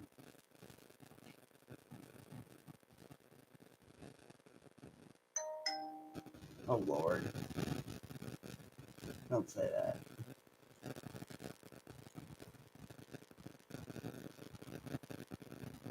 Right. Easy to buy shit up when you can print money endlessly. Isn't that the fucking truth?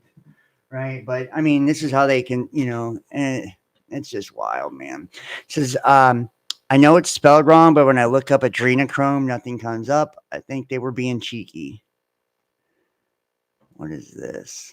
I don't know what the fuck this is here. Scrubs.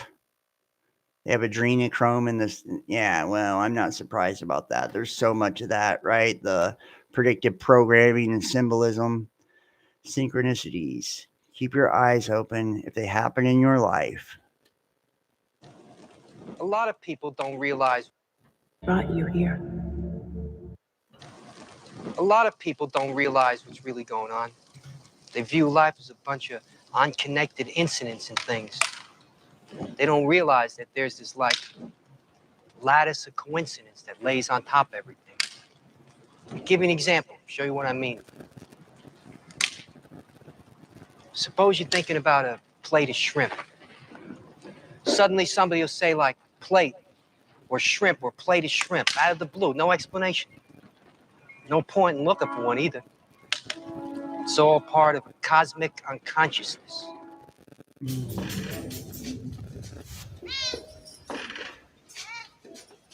Oh, deja vu. What is it? A deja vu is usually a glitch in the Matrix. It happens when they change something.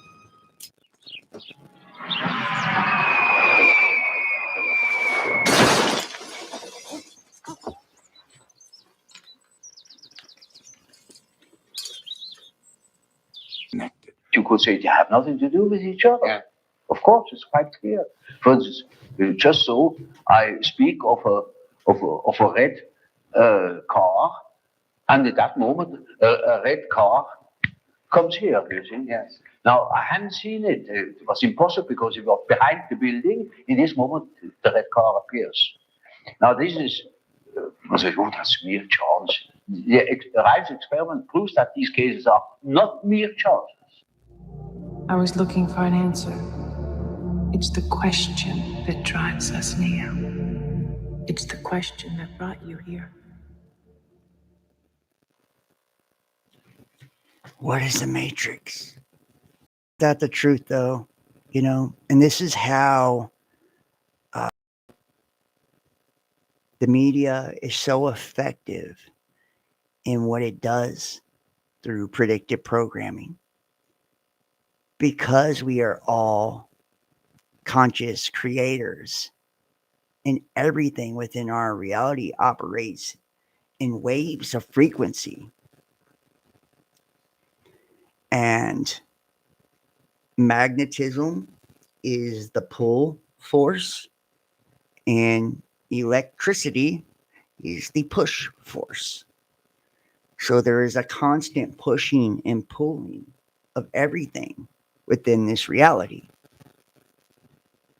So when we are presented with symbols, and I've talked about this, you know, many times, what a symbol is a representation of an energetic frequency, right? So when we speak in words, words are our attempt to divide entire concepts and meanings and break it into smaller bits. That way it can be digested and processed as information, right? But because of our limited ability to understand things, we can't really totally encompass an entire idea through words. And that's why Confucius said the world is not run through words, but through symbols, right? And symbolism. Now, a symbol actually holds the entire energy, right? Or frequency, the full embodiment of an idea or a concept or an archetype or a being, right? So when we are fed symbols and symbolism through the television and things of that nature, what we're actually doing is our brain, through the subconscious, whether we see it or not, our eyes, our optic nerve, you know, whether we're aware or even focusing on the image and focusing on the symbol, our brain still sees it, even if we're not consciously paying attention to it, right? Even if we don't notice it, our brain still does. And we're still making that connection to that symbol, and that symbol is still embodying that energetic frequency. We are still receiving that frequency through our vision, through our eyes, through our different ways of perceiving things, right? It's transmitting to us. So we are connecting to that energy. Because we are connecting to that energy, we are either embodying that energy or attracting that energy into our life, right? Same thing works, with numerology, right? And numbers, because mathematics are the universal language. Everything operates on numbers first, right? Numbers is the base language of the universe. And every number has different associations with it, that its frequency also embodies certain things, right? We've talked about how 4 represents police and stability, and 5 represents sex, and right, 1 is masculine, 2 is feminine, 3 is the child. 1 plus 2 is 3, right? Is the child, right?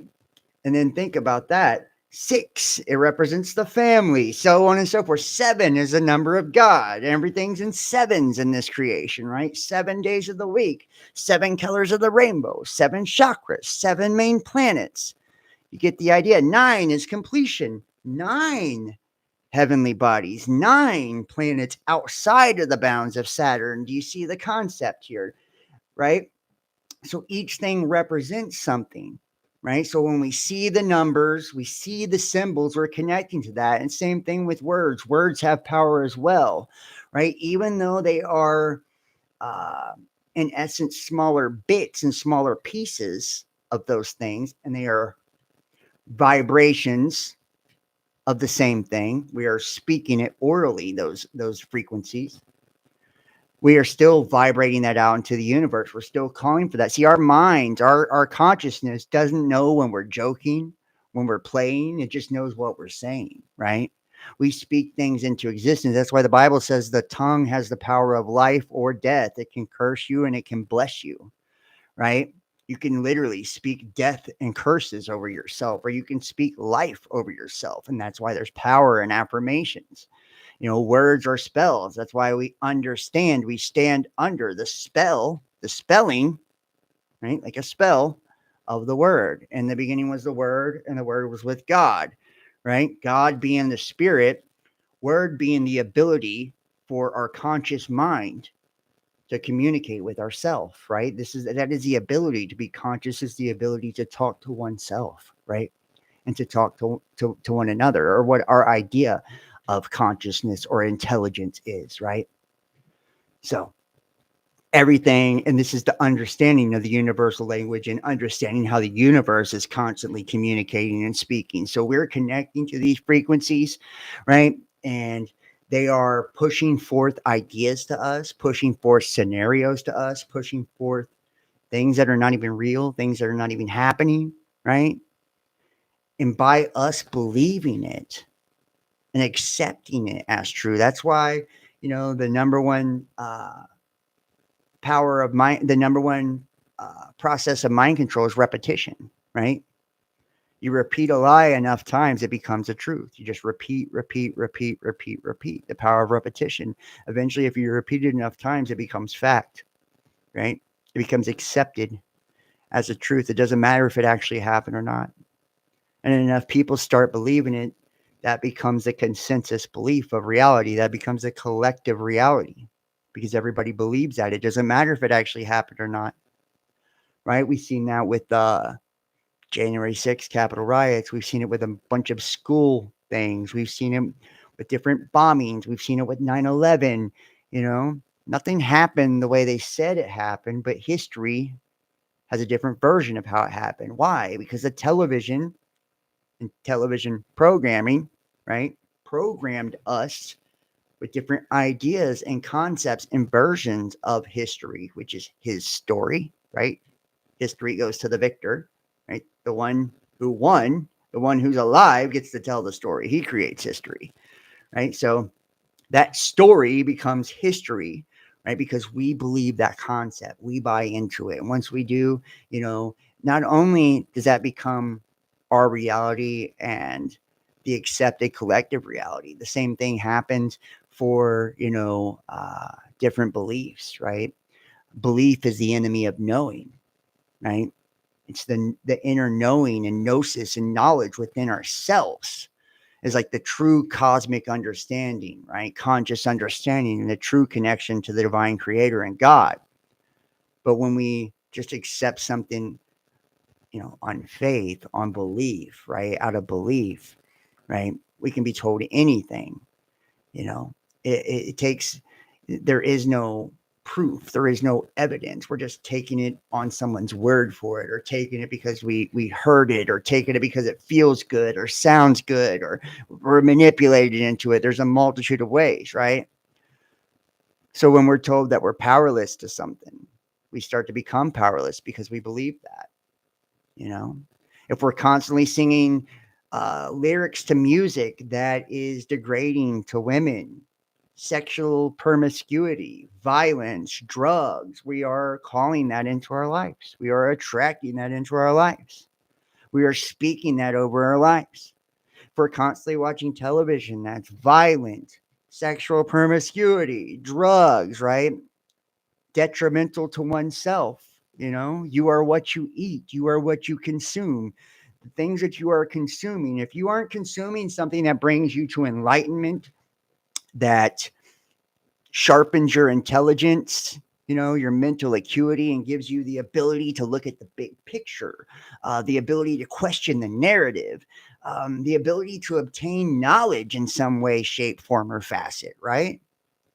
The ability to connect with others, like what we're doing now, this community, it's iron sharpening iron. You see when we pull up the chat here, people, we're exchanging ideas, iron sharpening iron. We're gleaning off one another different perspectives of things, and we're growing from that. Nobody's propagating or forcing anything down anyone's throat. And see, when you see society, how it censors anything that they don't want. Why? Because knowledge is power, right? That's why it's information warfare, right? Psychological warfare. That's why it's the government, right? Govern means to control or lord over. Ment derives from mental, mentality, to control your mind, right? To rule your mind. That's what the government does, because our perception is reality. Thoughts is where it all starts, right? We think it, then it becomes an emotion, and emotion is energy and motion. We give off that energy, and it either attracts or repels, whatever we're giving off. The reality you are in is only one of an infinite. The problem is not that most people believe that they are experiencing is a one and only true reality. This is false.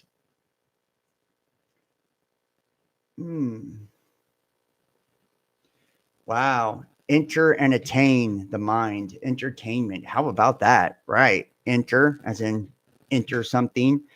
Attain as in attain. Enter and attain meant the mind. Wow. Enter and attain the mind. It's like taking over the mind, holding the mind captive. I like that. And see, in the etymology of words, right? That's why everything it goes. The etymology of words is actually how you have, like, you can really get deep understanding and grasp a lot of things.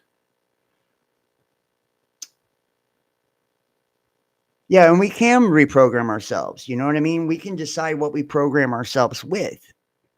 We can decide what we program ourselves with, and we can also, through versions of, learning to self-master, through self-mastery, by learning to control our thoughts, our emotions, and things of that nature, we are then able to filter things and be able to, to not have, to not be reactive and have everything controlling us.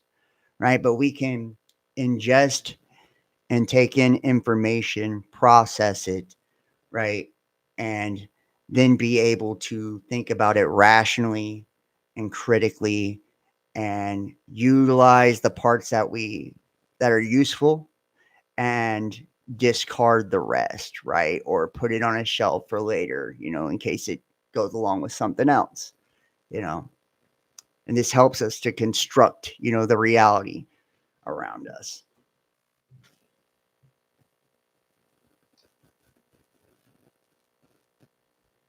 Now, whoops. I'm going to move forward here. You got a few other articles we're going to look into.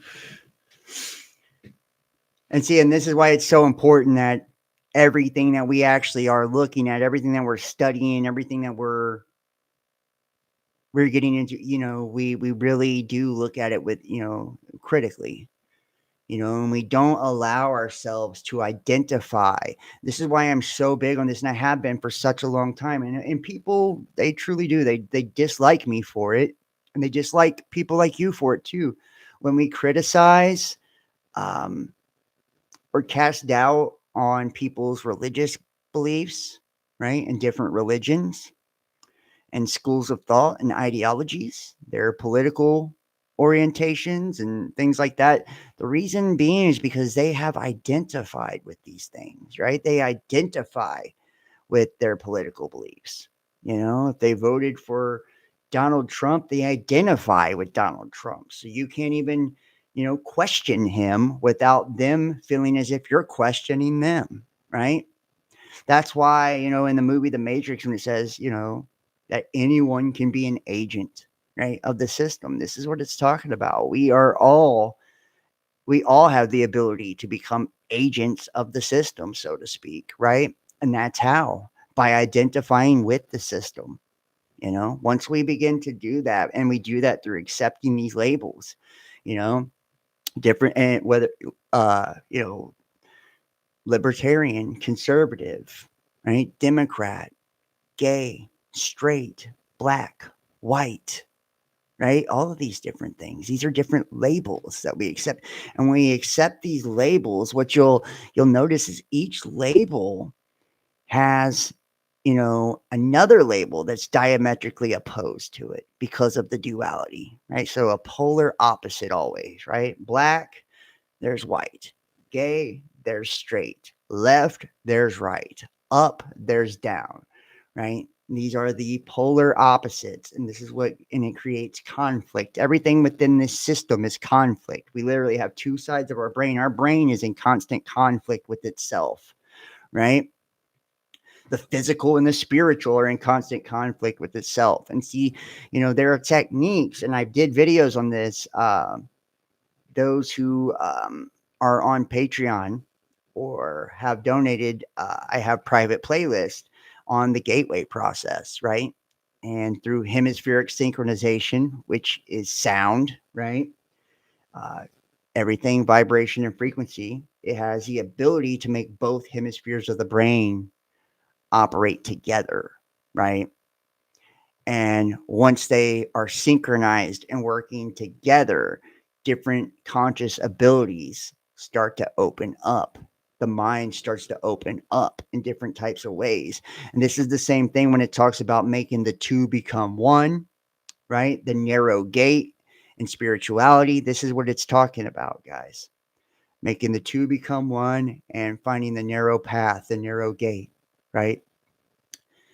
This is us not being at odds with the world, right? And, the Tao, it can be referred to as the Tao. It can be referred to, as many different things, right? But it's being at peace with everything around us, not feeling the need to condemn or to condone anything, right? But to just allow, having acceptance with everything as it is and being okay with everything as it is, and allowing the mind, body, spirit, all of that to work together in unison and understanding that everything is one, right? We are all connected. It all is one, instead of seeing everything as separate and divided and in opposition with itself. Former senior advisor for Federal Reserve charged with spying for communist China. feds. China steals tens of billions of dollars worth of sensitive information from the U.S. every year. And this is an interesting one. A former senior advisor for the Federal Reserve Board of Governors was arrested on Friday for allegedly conspiring to steal trade secrets for communist China. Federal prosecutors charged 63-year-old John Harold Rogers, a U.S. citizen with a PhD in economics, with conspiracy to commit economic espionage with making false statements. And I'm telling you, I see a lot of telegraphing, a lot of predictive programming for, an economic collapse. And we're going to talk about that. I got a few videos too to share.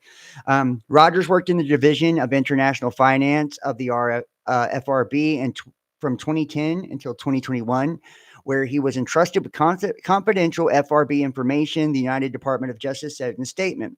These confidential information that Rogers allegedly shared with the Chinese co-conspirators who worked for the intelligence and security apparatus of China and who posed as graduate students at a PRC university is economically valuable when secret. Prosecutors explained that the data Rogers allegedly shared with his co-conspirators could allow China to manipulate the U.S. market in a manner that they described as similar to insider trading, gaining advanced knowledge of U.S. economic policy, including advanced knowledge of changes to the federal funds rate, and could provide China with an advantage when selling or buying U.S. bonds or securities, the statement said. And prosecutors said that under the guise of teaching classes in China, Rogers began stealing trade secrets and bringing them to the communist nation starting in at least 2018 in exchange for a $450,000 salary as a part-time professor at a Chinese university. When he was questioned in 2020 by federal investigators, he allegedly lied to them, which they said had a material impact on the investigation. President Trump tasked us with protecting our fellow Americans from all enemies, foreign and domestic, as alleged in the indictment. This defendant leveraged his position within the Federal Reserve to pass sensitive financial information to the Chinese government, a designated adversary, said U.S. Attorney General Edward R. Martin Jr. for the District of Columbia. Quote, let the indictment serve as a warning to all who seek to betray or exploit the United States. Law enforcement will find you and hold you accountable. And you see, man, and there's no telling what could come out of this, but I feel like we're going to see a lot more of this. This information could allow adversaries to illegally gain strategic economic advantage at the expense of the U.S. White House answers questions on Trump's actions protecting children from trans procedures. Trump signed a slew of his executive orders on the issue over the last several days. And like I said, isn't it interesting that the ZZ whatever cult, trans cult, is in the news now, and all of this is in the news as well. This offensive against the trans agenda. White House Press Secretary Carolyn Leavitt called transgender procedures on children barbaric practices and remarks she made a response to a question from Daily Wire White House correspondent. Olahan asked Leavitt during Friday's press briefing about the executive orders that Trump has signed on the issue of protecting children. Quote, is he interested in backing congressional legislation on the point? And does the Trump administration have interest in investigating doctors who perform these irreversible procedures on kids, such as double mastectomy on a minor girl? Well, the president has already taken a very strong stance on this issue this week with signing of his executive order, a few executive orders in this space. First, he made it the official policy of the federal government that there are only two sexes, male and female, and we have directed all federal agencies to comply with that policy. As far as congressional legislation to support the president's agenda in this space, and certainly ending the mutilation of young children, the chemical castration of young children, which is a barbaric practice that the vast majority of Americans do not support for young minor children, certainly the president would support Congress's efforts, as he has already made this very clear this week. Now, I'm going to go over here, right here. And let's pull up some videos here. Defense Secretary Hegseth, U.S. can send well over 30,000 illegal aliens to Guantanamo Bay. Trump also signaled this week that the capacity at the military base could be greatly expanded.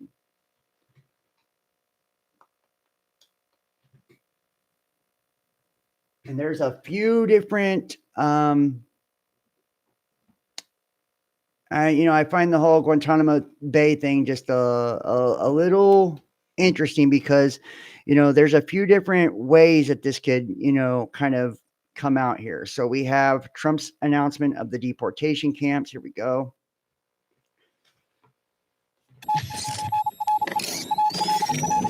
Scrambling here, folks. Here it is, your daily dispatch for Thursday, the 30th of January, 2025. Black Hawk helicopter collides with commercial jet near Reagan National Air. Nominees will appear before the Senate today. 3 of President Trump's most contentious picks to lead government agencies will appear in Senate. The Trump administration on Wednesday rescinded a sweeping directive to pause federal loans, grants, and other financial assistance, a White House official said just shortly before it was set to appear in court for a second straight day. Haiti is good, but Guantanamo Bay is a decent place to put him in the meantime. Meanwhile, Meta reaches $25 million settlement with Trump, effects on their budget. They're saying it's not a full rollback, but they are clarifying certain measures that they're taking. We'll return to that. Other big news here, Trump to build mass detention camp for deportees in Guantanamo Bay. We've been saying Haiti is good, but Guantanamo Bay is a decent place to put him in the meantime. Meanwhile, They have the president ordered construction of the facility with room for 30,000 migrants on the U.S. naval base in Cuba. And I want to just try to show you here too. A lot of people are even saying that what's actually taking place, and this is kind of spooky, that this is going to start off as, and if you guys remember Executive Order 13603, that was put in place by Barack Obama, Rex 84, a lot of this shit, guys. And like I said, on the West Coast, because of the directed energy weapons and the fires that have been taking place there, the hurricanes on the East Coast, there have been the building of FEMA camps. They're all over the nation already. I can show you guys that.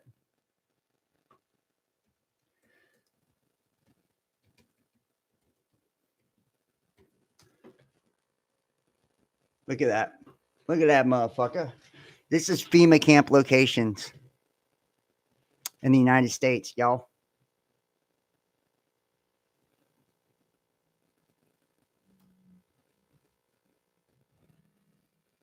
Pull this up, make it bigger.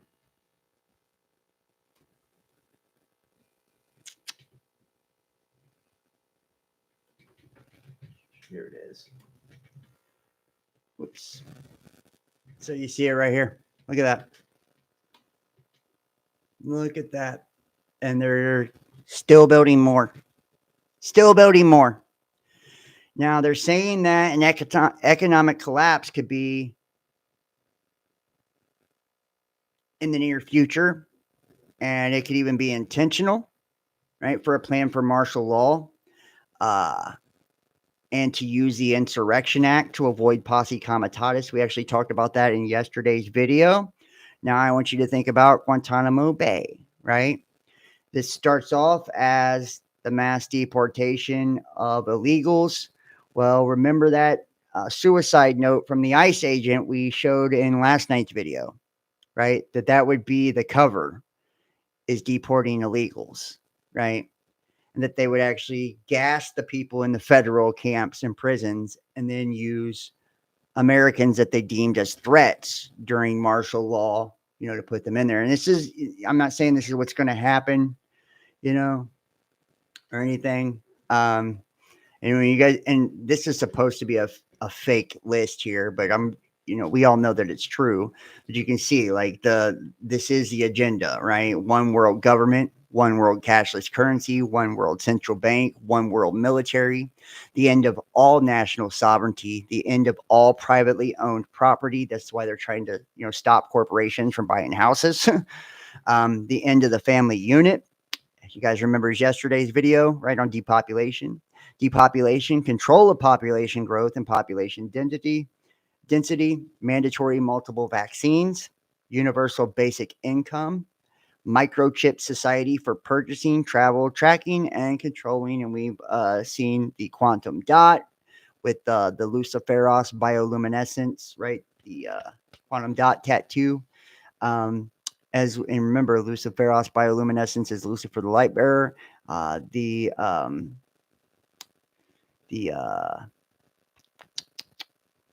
cryptocurrency system using body activity data, right? And we know that the app eject delivery system, the dual delivery system that was used for the C-19 jabs, right? One of those jabs had an RFID chip in it, right? And remember, the place where they created RFID used to be owned by none other than Jared Kushner, right? Trump's son-in-law, and it is 666 Fifth Avenue. Go figure. He sold it, though.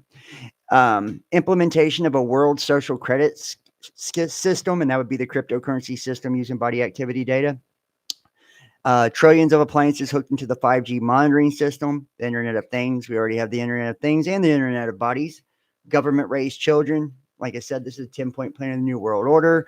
We've seen the Jaffe memo, right, by Planned Parenthood as well, that goes along with a lot of this. Government-owned and controlled schools, colleges, universities, the end of private transportation, owning cars, etc. We talked about that earlier in the video. Autonomous driving, right, and now they're trying to do the autonomous planes, AI-controlled air traffic control, right? AI, writing prescriptions, AI, right?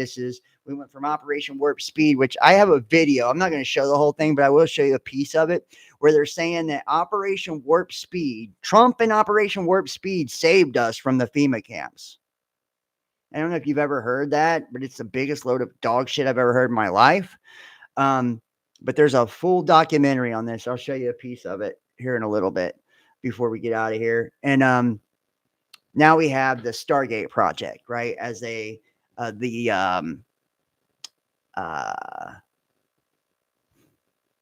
messenger RNA jabs, right, for cancer and all of that, and the genome sequencing and all that shit, right? Neural lace, all of it.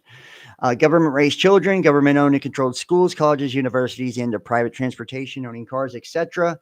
All businesses owned by government and corporations, the restriction of non-essential air travel, human beings concentrated into human settlement zones, cities. And so smart cities, 15-minute cities, all of this, right? And then they have the UN. I'll show you the zones too. The end of private farms, grazing livestock, right? We already know that's a thing too. That's already happening. The end of single-family homes. They're trying to outlaw corporations buying single-family homes, right? And the ban. Sorry, guys, I gotta look around this camera. Restricted land use and the ban of natural synthetic drugs. So, sorry about that.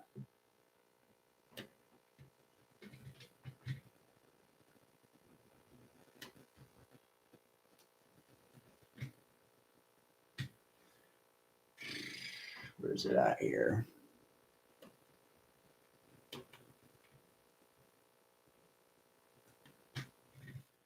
Lower middle class people, the working poor, they go and they get along and there's not any crime. That's been confirmed.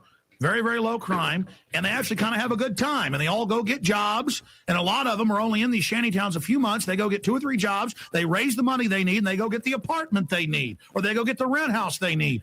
I remember that Jade Helm. Yeah, Jade Helm. You guys remember Jade Helm? That was a fucking serious one, Jade Helm was. Yeah, that was. Jade Helm. I'm going to pull up that exercise. And I'll show you guys. And that was a scary one, Jade Helm was. They're calling it fucking, it was 15 conspiracy theories. It's not a conspiracy theory. But this was Jade Helm, right? You guys remember Jade Helm? This is special operations. This is where they were literally simulating fucking taking over Americans, right? Martial law. That's what Jade Helm was. So, what the fuck? Hostile states, right? The conspiracy theory seems to emanate on the map. Shows here the U.S. Army Special Operations Command, which divides the region into 4 colors, with 2 hostile states, 2 permissive states, 2 states leaning one way or the other, and California divided.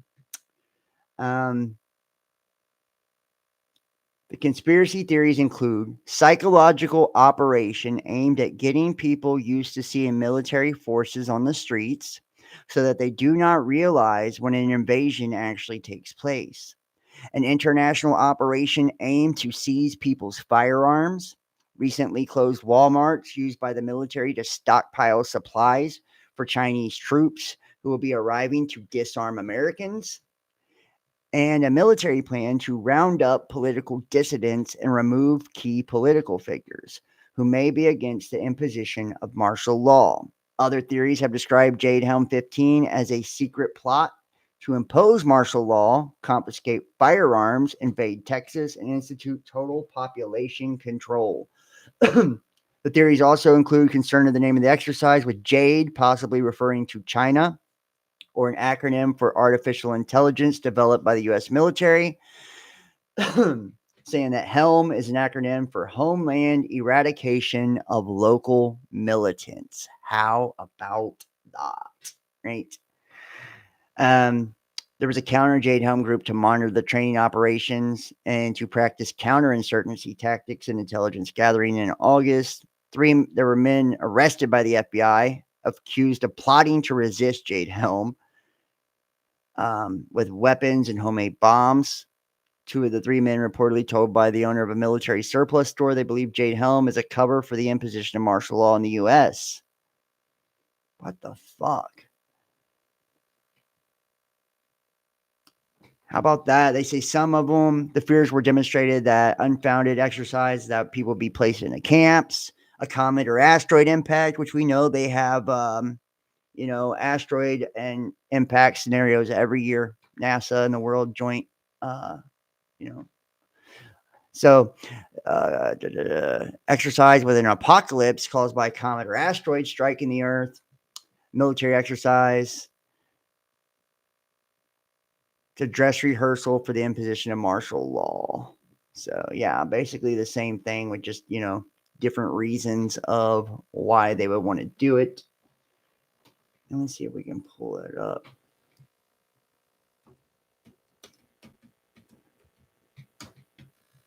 Shit.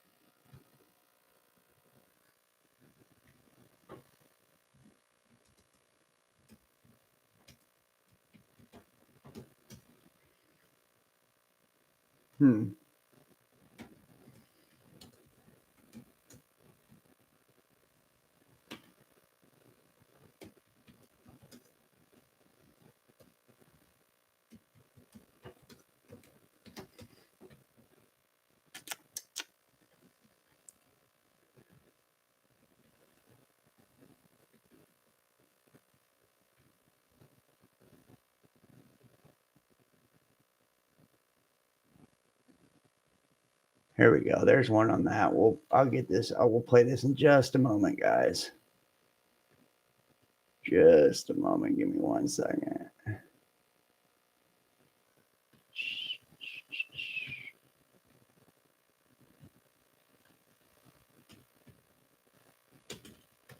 We'll go back to where we were with the article. Hey, and if you guys are in the chat, please make sure to hit the thumbs up, man. It allows, it helps with the algorithm and allows, on YouTube, they will suggest the video to more people. So we get more people in the chat just by you hitting the thumbs up in the chat, and the more active you are in the chat and all that good shit. So, and by sharing the link too. So, all right, so let's go back over here. Where are we at? We're gonna close this down and close some of these down, guys. Sorry about that. Get a little. Where are we at? Oh, we were on the Guantanamo Bay.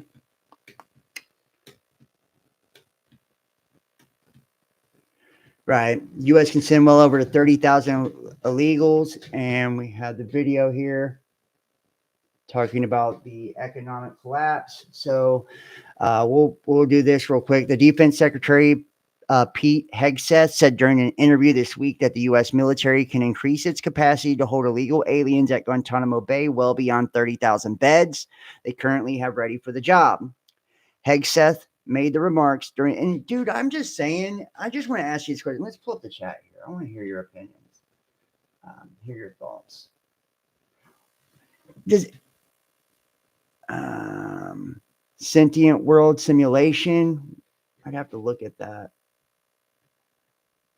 Let's see if we can pull that up. I love it when people give me ideas too, by the way. Shit.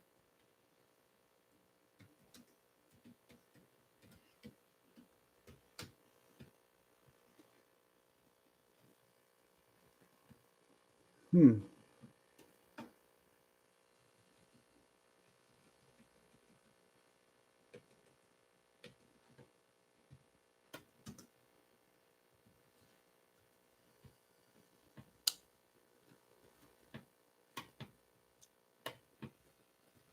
Okay, so I know I'm kind of all over the place here, guys, but give me 1 second. I'm trying to close some of this shit down. All right. Right here we are. All right, so Hegseth made the remarks during the Fox News interview after Trump announced Wednesday afternoon that the U.S. would be sending up to 30,000 illegal aliens to the base on Cuba. And here we go. The Jade Helm one. Walmart that's been closed for nearly 3 months now. All right, we got that. So we'll be back there in a second. So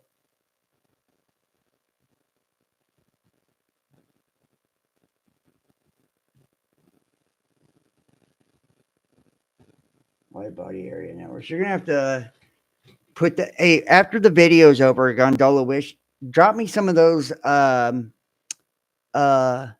simulations and shit like that in the comment section. That way I can I'll definitely incorporate them into some future shit. And I also would like if anybody has any this is just I appreciate that, honestly, I really do. And keep in mind, you guys are more than I just had a dude email me the other day with asking me to do a video on Tartaria, right? And if anybody has any information, documents, text, anything on Tartaria, Atlantis, lost civilizations, any technology, anything like that, please email it to me, the real best damn podcast at gmail.com. If you have show ideas, any PDFs, documents, anything you want to share with me that you think would be awesome, that you've never seen people talk about, that you'd like to see me cover, right? Nibiru, Planet X, I don't care what it is. If you've got documents, PDFs, there's a NASA document on Nibiru.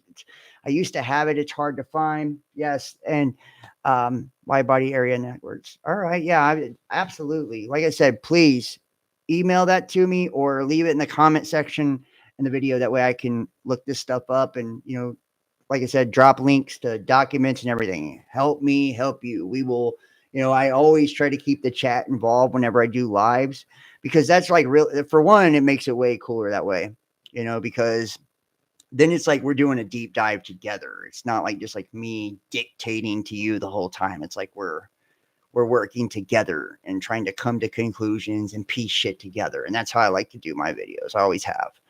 And I have the most intelligent fucking audience there is. So we have a great community, like for real.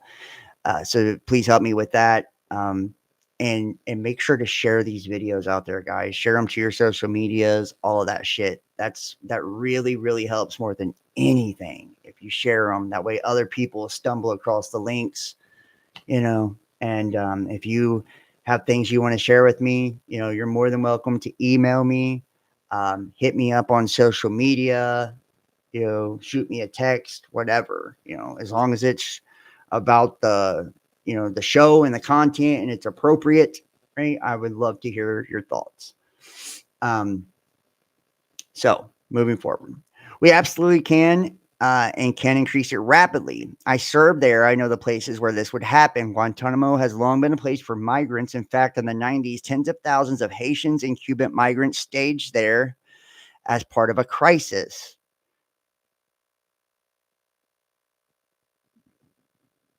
Thank you. Yeah. And I definitely need some stuff on Tartaria, right? We have an even bigger crisis on our hands right now, he continued. It was mentioned 7,500 violent illegals have been captured by ICE in the last 9 days. God bless them. Where you move them, I tell you what, no one is going to be waiting on the Defense Department. And think about that, guys. ICE is involved. It was a federal ICE agent. in 2016, right? That killed himself on Pier 40. You guys remember that?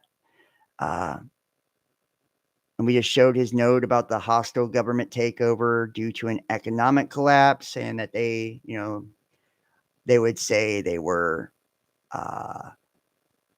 having these FEMA camps, detention camps for illegal aliens, and the economic collapse are coming to be used to actually target Americans. I did not know that the clown Dr. Phil is joining ICE raids. That's fucking funny. Dr. Phil is a clown. He is a clown for sure. So, but I mean, you can see they're putting it up there. It says, we don't want illegal criminals in the U.S. not a minute longer than they have to be. Move them off to Guantanamo Bay where they can be safely maintained until deported for their final location. Their country of origin is where they're headed. We feel great about this plan. We know we can execute it. That language is weird. And the Defense Department is prepared to do everything we can. So it's like their final location where we can execute, right? I'm just saying, man. I'm not saying, but I'm just saying, right? Like for real. So here we go. Now, where's it at? Where's it at? Sorry, guys. I'm trying to look around this camera and it's hard as fuck. But I like the camera here better. You can see me better.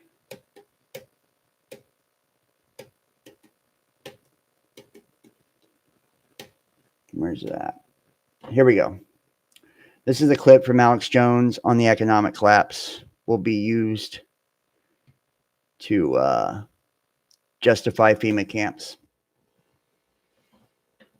Lower middle class people, the working poor, they go and they get along, and there's not any crime. That's been confirmed.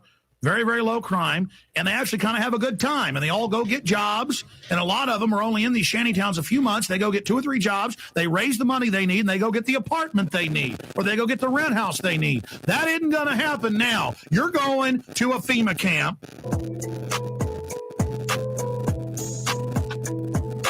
That's my black boy.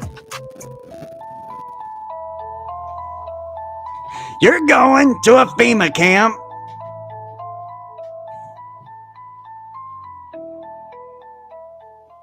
Domestically, how many times in the last decade did I describe how they would roll out FEMA camps? They would say that they were for economic collapse and for housing people. And then we saw in New Orleans when they went into high and dry areas, not just in the city, but all over that state, confiscating firearms from people's homes that were high and dry and had generators, everything.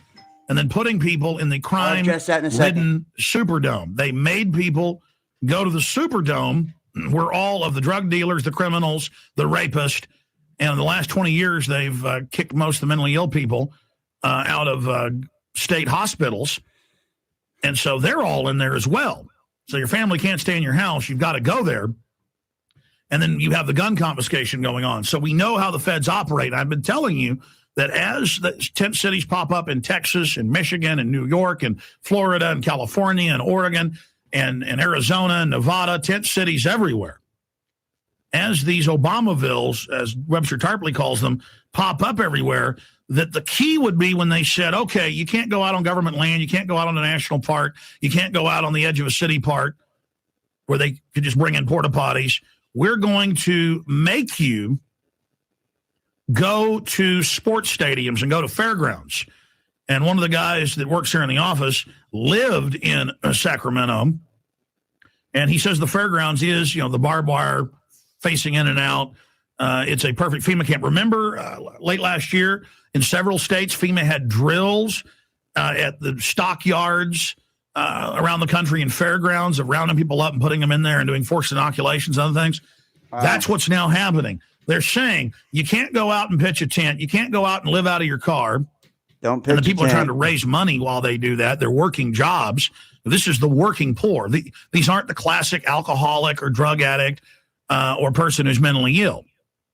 You're now seeing, even here in Austin, good-looking families out begging for money.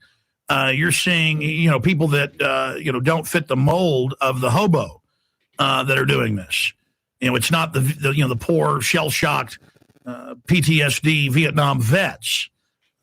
And all over the nation, that thumbs they up. tell them you can't sleep on a park bench, you can't sleep, under a bridge, and then the homeless shelters are full. So at night in Austin, Texas, a couple of years.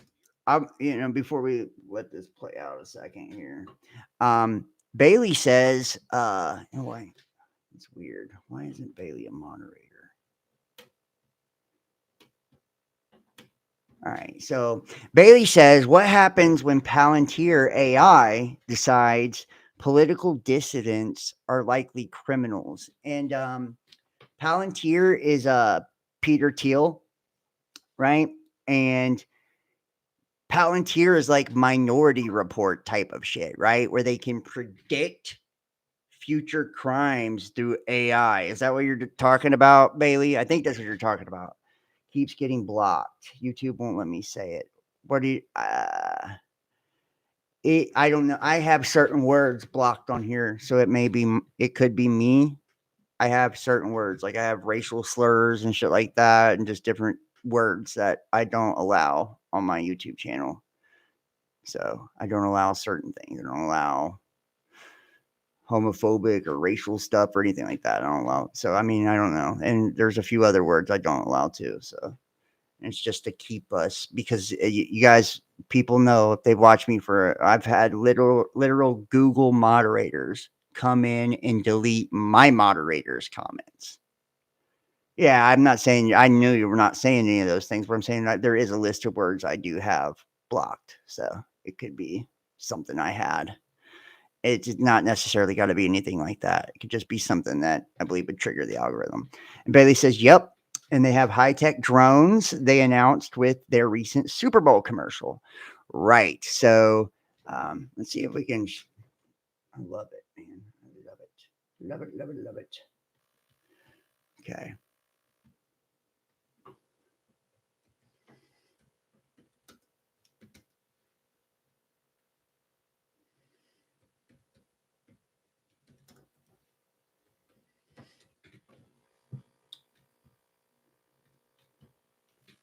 Palantir has been secretly testing Minority Report like technology, right? Predictive policing technology. And this is fucking wild, boys. I'm telling you. Fucking telling you. Remember, a Palantir is a crystal ball. Since 2004, the data mining company Palantir has quietly signed lucrative contracts with the Pentagon and the United States intelligence services. According to The Verge, the CIA-backed company also been silently testing a technology in New Orleans that would give Philip K. Dick a run for his money. Predictive policing software to help cut down on violent crime in the city. This is obviously controversial. The technology relies on an algorithm that absorbs data on locations, times, and dates of previously committed crimes, then submits hotspots on a map for police officers to patrol. One glaring problem with this, researchers have found that it may promote racial profiling. A 2016 study suggested the algorithm replicated systemic bias against heavily policed communities of color, and that historical crimes data did not accurately foresee future criminal activity.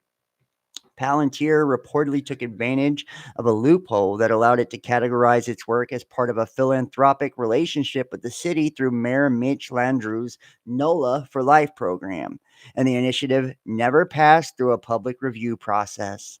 The deal has been renewed 3 times since 2012 and was set to end last week, but as of Thursday morning, neither the city nor Palantir have commented on the current status of the program. So, yeah. That's what Bailey was talking about. That's the Palantir AI. They literally have, it's like fucking Minority Report. It's wild, wild ass shit, y'all. Seriously. So, where are we at? Years ago, you might see 2 or 3 people sleeping out front.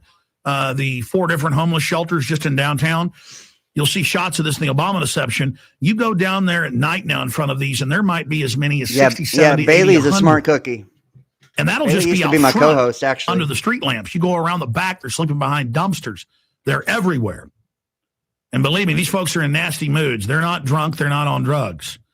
It is just absolutely scary. And remember what major universities came out with in the last few months. 7 million people during the 10-year depression starved to death in this country. And that was with 90% of Americans at the time of the Depression living on farms, living in the country, being, quote, self-sufficient. But the banks called in the loans. They said, oh, well, you owe $20,000 on your family farm. You got to pay it all today. Oh, you owe $3,000 on your family farm, which was equivalent of hundreds of thousands. You got to pay it now. It's due. And from Oklahoma, Texas, Iowa, and all over the country, they had to go west. And their cars broke down. They starved to death. They literally set up slave camps. You watch the movie The Grapes of Wrath, where they're basically slaves. That's far, far better than what the reality was. Now we have 90% who are not self-sufficient, 10% living on farms, and only half of that 10% being self-sufficient. So 5% total are self-sufficient, 10% living on farms.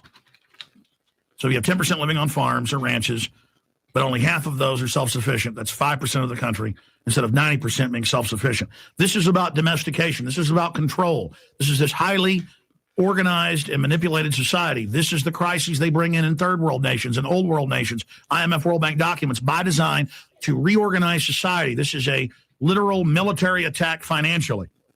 And now Schwarzenegger is saying, in the state of California, you're not going to sleep on the street. You're not going to sleep in a park. You're not going to pull up in your van. You're not going to sleep in your van.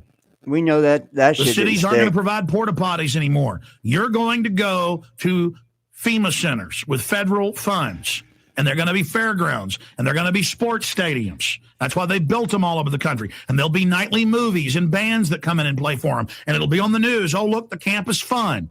And your family will have to be around all the crackheads and all the smackheads and all the schizophrenics and all the mentally ill people and all the psychos and all the racists. Because what happens is the smackheads get their own little shanty town. The cokeheads get their own little shanty town. This is how it works in California and places. And the lower middle class people, the working poor, they go and they get along, and there's not any crime. That's been confirmed. Very, very low crime, and they actually kind of have a good time, and they all go get jobs, and a lot of them are only in these shanty towns a few months. They go get 2 or 3 jobs, they raise the money they need, and they go get the apartment they need, or they go get the rent house they need. That isn't going to happen now. You're going to a FEMA camp, and you and your family and your children are going to be there, and there's going to be CPS there, and they're going to say, oh, look, we've observed you with your 5-year-old son or daughter in here. That means that you're not competent to take care of your children, and they're at risk, and we're going to take your children. And that's in the California news, and California is the model for the rest of the country. So when we come back, Schwarzenegger opens California Fairground to keep the most powerful effect. So, I mean, interesting to say the least. He's a fucking, he's controlled opposition too, so very clearly. Back to the Jade Helm 15 shit. Where's it at here? Here we go. Walmart that's been closed for nearly 3 months now is apparently. And I want you guys to remember, a lot of you guys will remember, or Janet Napolitano and emergency crisis response. So all these Walmarts too. So I showed you the map of the FEMA camps earlier. Pretty sure I showed you that, right? I showed you the map of the FEMA camps. Where are they at? Right here. Right? These are all the FEMA camps across the United States. Right? So keep in mind that since this map was created, they've built new ones for sure. They're building them definitely North Carolina and shit like that, where they had the hurricanes. I would guarantee as a result of the fires, there'll be something popping up as well. And then all the Walmarts are actually ready-made FEMA camps as well. They have guard towers on the top, underground tunnel systems in a lot of them. When I showed you guys the underground tunnels and roadways in yesterday's video, and how they connect to miles and miles. I'll show you real fast. I'll show you real quick.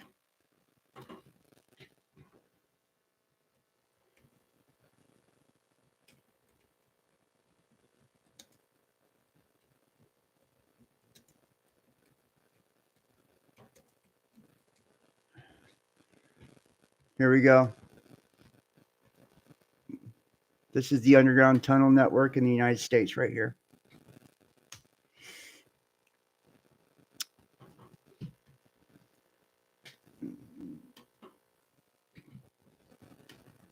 See that? Notice how, I want you to remember that FEMA camp map. Whoops. There it is. There we go. FEMA camp map. Now, the tunnels. Do you see similarity here? Yeah.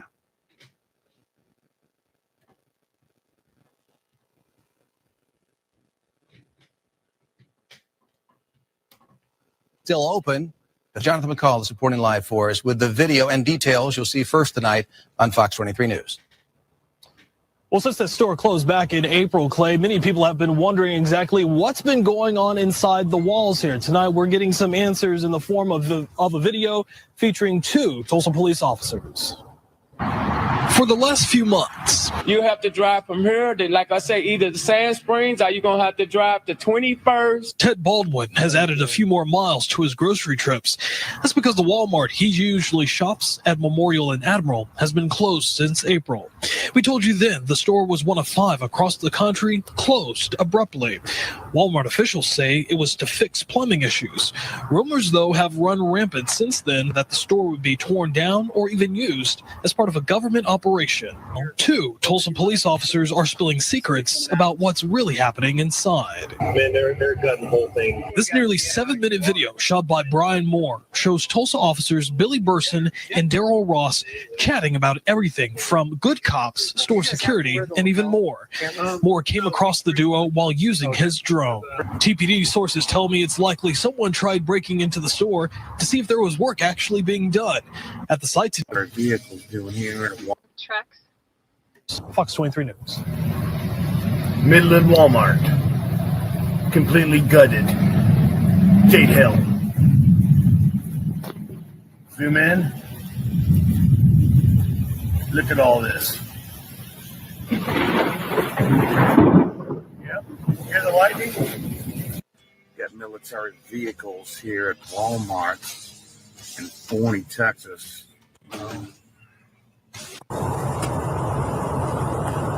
And I worked in this little white building here.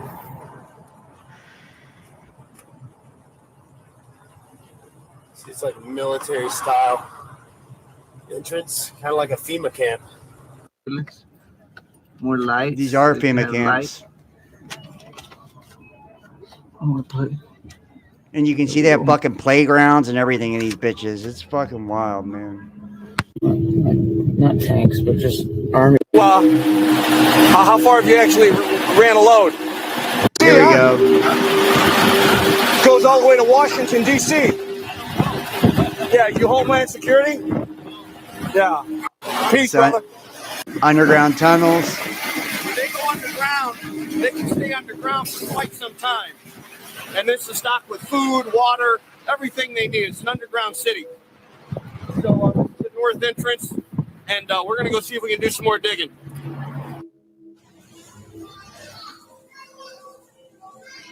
Usually we kind of wide right up in here. You got to work wide here.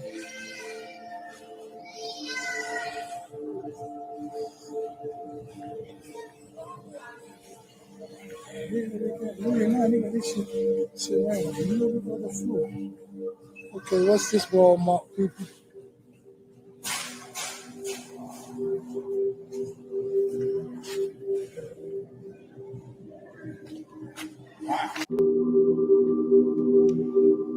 So as you can see, just, I mean, this is a refresher for a lot of you guys, man, but just the truth being told, like,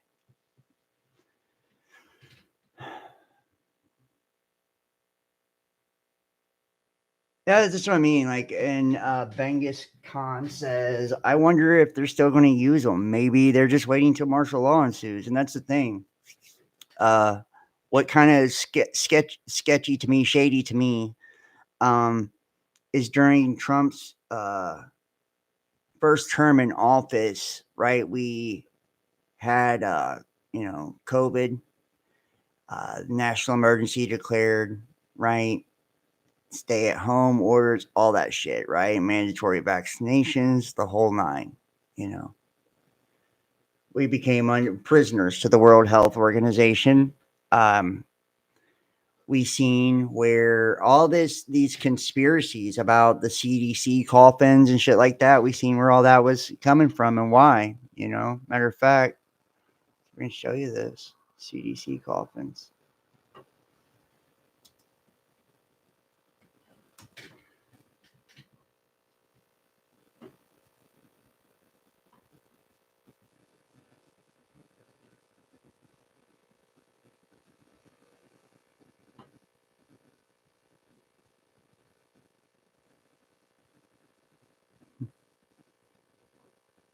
Surprised they haven't scrubbed it.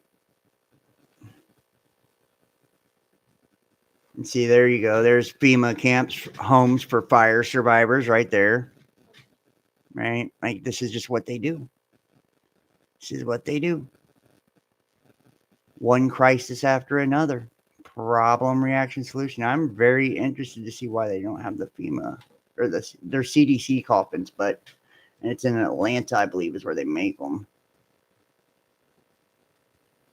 But people call them FEMA caskets or whatever. But they're not by FEMA. They're actually by the CDC, which you guys know. COVID and all that shit. Yeah, they wiped it. You can't hardly find none of this shit anymore, guys. That's what's crazy about all of it. It really is. It's crazy. Everything. There it is. Setting up major command site. You know, this is what they do. It's what they've been doing. And this is when it was all rolling in, when they were offering to, with the funeral cost at COVID-19, all that. My dad passed away back in 2020 during all that. You guys may remember that.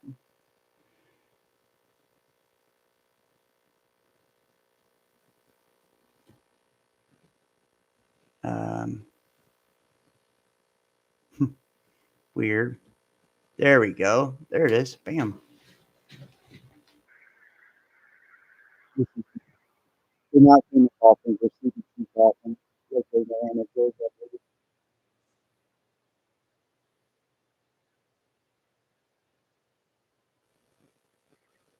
This is an old video. 15 years ago. But you can see them. And I believe they can fit like 3 bodies or some shit like that inside of them. I mean, so it's just wild shit, you know. They've been planning for something.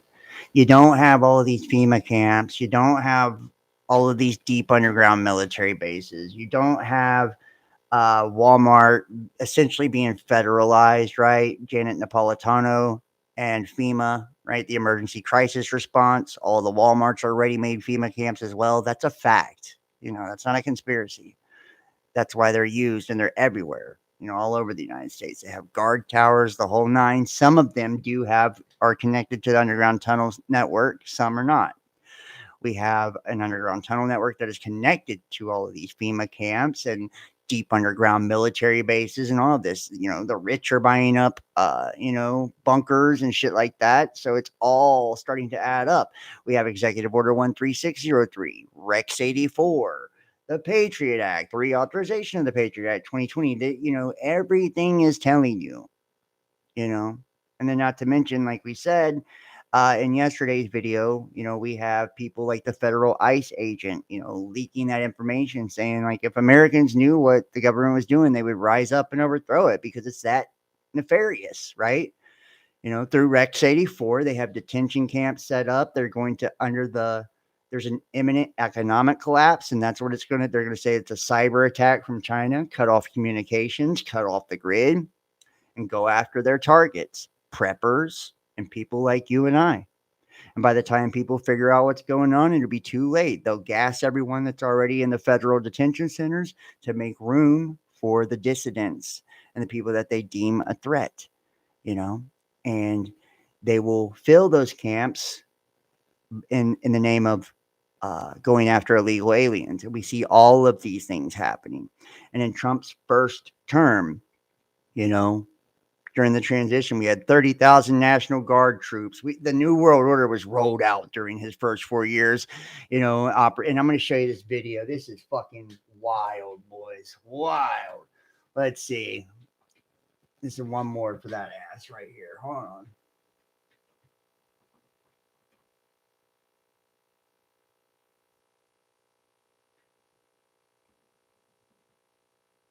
Okay, this is a fucking piece of propaganda if I ever seen one in my fucking life here, guys.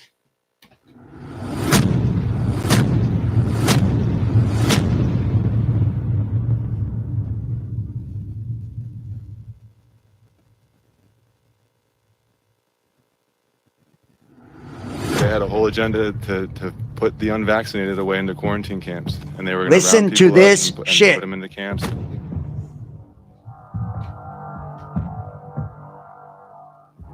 If there are people who are non-compliant, there are definitely laws and public health powers that can quarantine people in mandatory settings.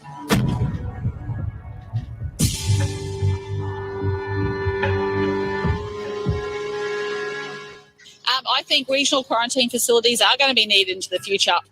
We'll also need it for unvaccinated people.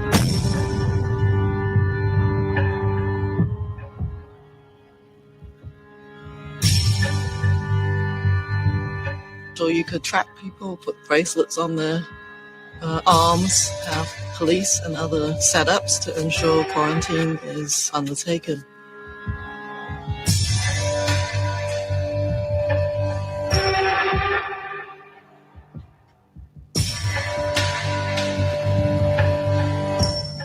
Hit the thumbs up if you're in the chat for me. So then the police officers blocked my driveway. I walked out and I said, "What's going on? Are you guys testing me for COVID? What's happening?" They said, "No, you're getting taken away and you have no choice. You're going to Howard Springs." So I just said, "Look, I don't consent to this. I don't understand why I can't just self-isolate at home like a lot of other people are doing."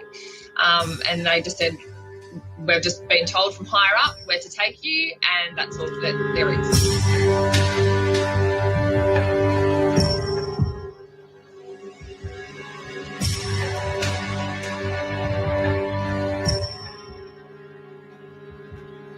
I have to tell you, I'm doing a story tonight that I wanted to debunk these FEMA camps. I'm tired of hearing. You know about them? Sure. I'm tired of hearing it. I wanted to debunk them. Well, we've now for several days done research on them. I can't debunk them.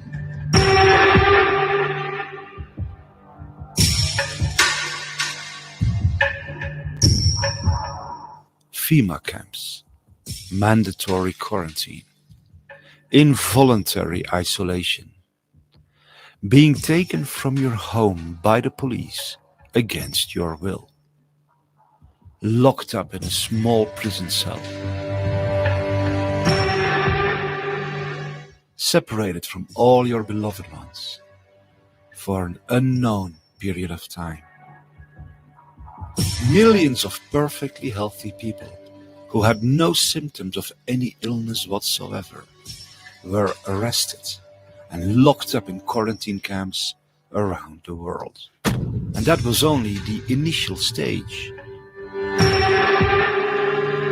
of something that would have become humanity's worst nightmare.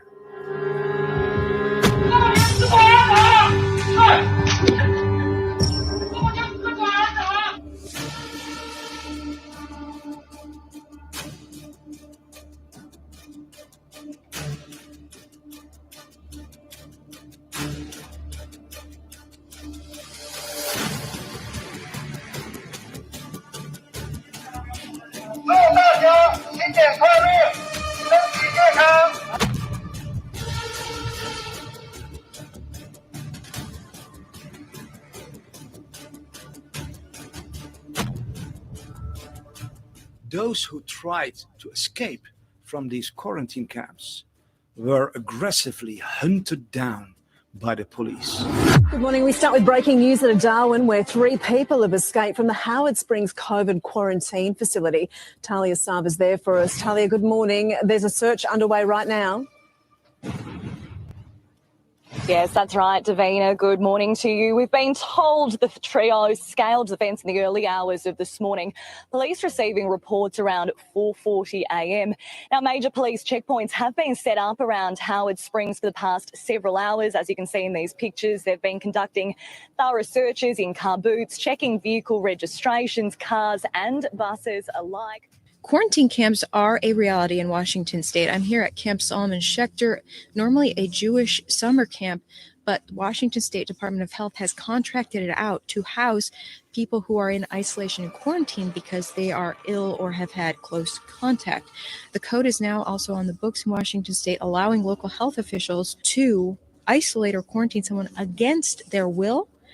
It's horrible. It's a horrible feeling. You feel like you're in prison. You feel like you've done something wrong. It's inhumane what they're doing. Like you are so small. They just overpower you, and you're literally nothing. It's like you do what we say, or you're in trouble. We'll lock you up for longer. Hundreds of FEMA camps have been built all around the United States. In the state of Florida, Governor Ron DeSantis signed a bill that says that any unvaccinated person can be locked up in a quarantine camp. The bill also states that any means necessary may be used to forcibly vaccinate anyone. The You guys CDC remember that? developed the shielding approach, which allows for the detaining of large numbers of people for long periods of time. To bring China into the creation of a new Here we go. world order. It was, however, consistently labeled as a conspiracy theory in a desperate attempt to blind the mind of the public for it. Meanwhile, world leaders kept preparing for it. Nothing less than a new world order. This is the pledge of the world's most powerful leaders, representing 90% of the global economy. And the 2020 pandemic, with all its tyranny, was openly declared to be this long-awaited new world order.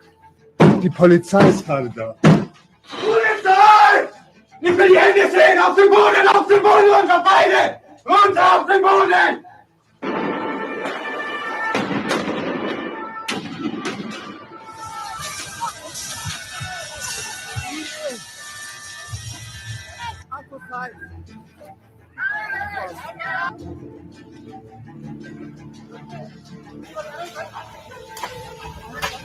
This week, a Kenyan policeman enforcing the country's coronavirus curfew was charged with murdering a 13-year-old boy.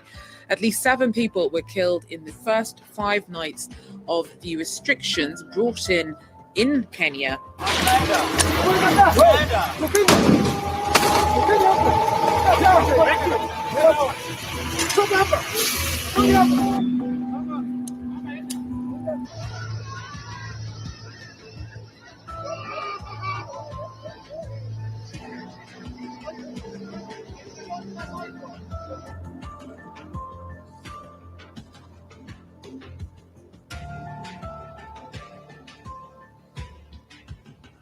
The new world order, our army comes marching in, partnering with police to help enforce the country's tough new quarantine laws. We've got to accept that this is the new world order. Interestingly, at the very start of the 2020 pandemic, the United Nations suddenly launched a new website, which was called United Nations New World Order, with this screen as a bold statement.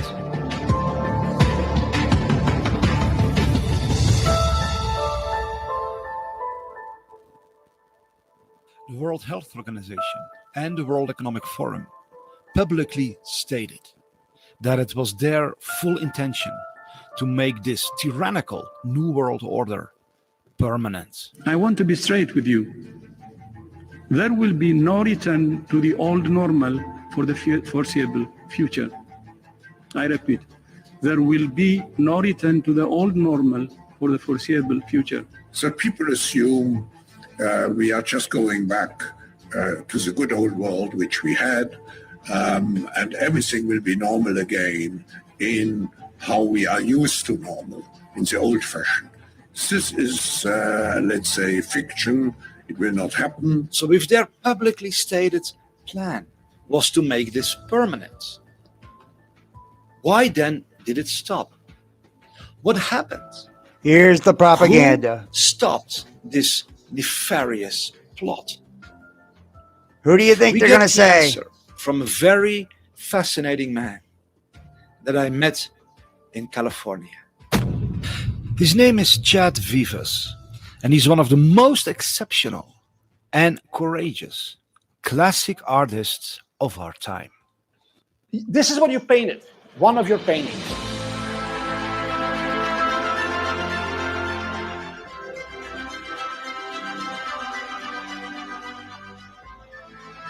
And then this one, you painted this one too.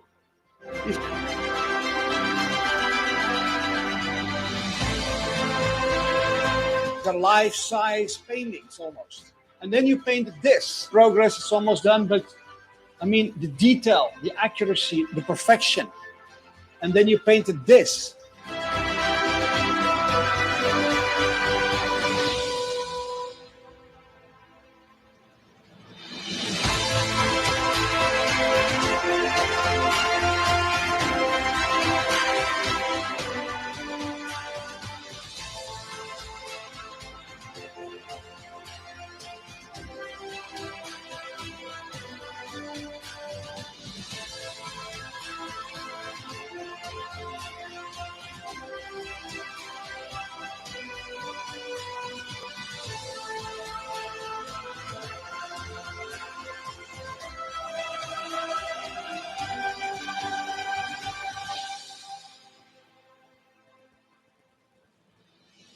You're an intelligent guy. You're a very gifted guy. You could use your time for 5 million other things. Tell the world why. Do you spend your life painting these topics? Yeah, I mean, Trump stopped the New World Order. He's stopping the New World Order right now. And the biggest proof to me is seeing warp speed stop the FEMA camps. And the biggest proof to me is seeing warp speed stop the FEMA camps. Motherfucker. When I heard this, my fucking jaw hit the floor. I'm like, what did this motherfucker just say? He said that Operation Warp Speed stopped the FEMA camps. Like, bruh, like, are you for real? Like he's got a straight look. He's looking straight into the camera.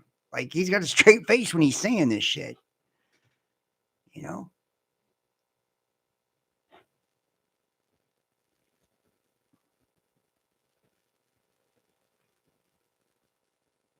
The Trump delusion is such a fucking strong one, guys. It really is. It gets a hold of people. It gets a hold of people. I have family members and everything like that.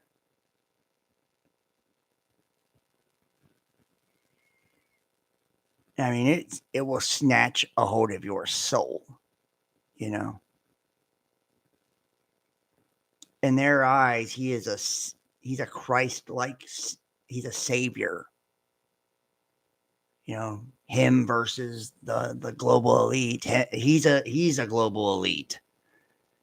Him versus the Jesuits. He's a fucking Jesuit. Him versus the Freemason. He's a Mason. Like, him versus the Satanic Cabal. He's part of the Satanic Cabal.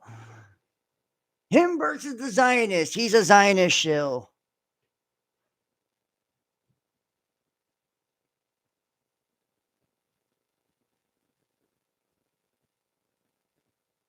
Trump was chosen by God.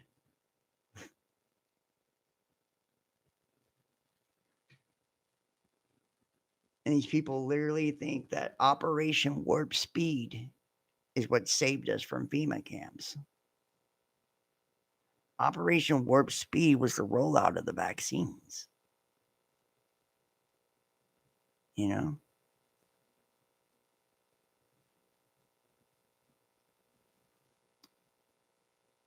Now, I wonder what they're going to say about the Stargate project in the future.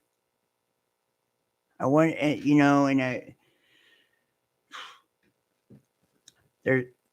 there's something, you know, you got to admit there's something different taking place when this guy's in office. Like, you can't deny it. Like, you know.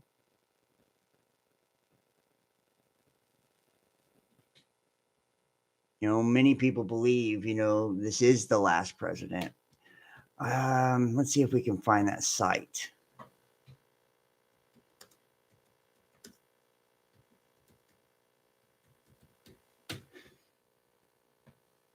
$1900 or the last president.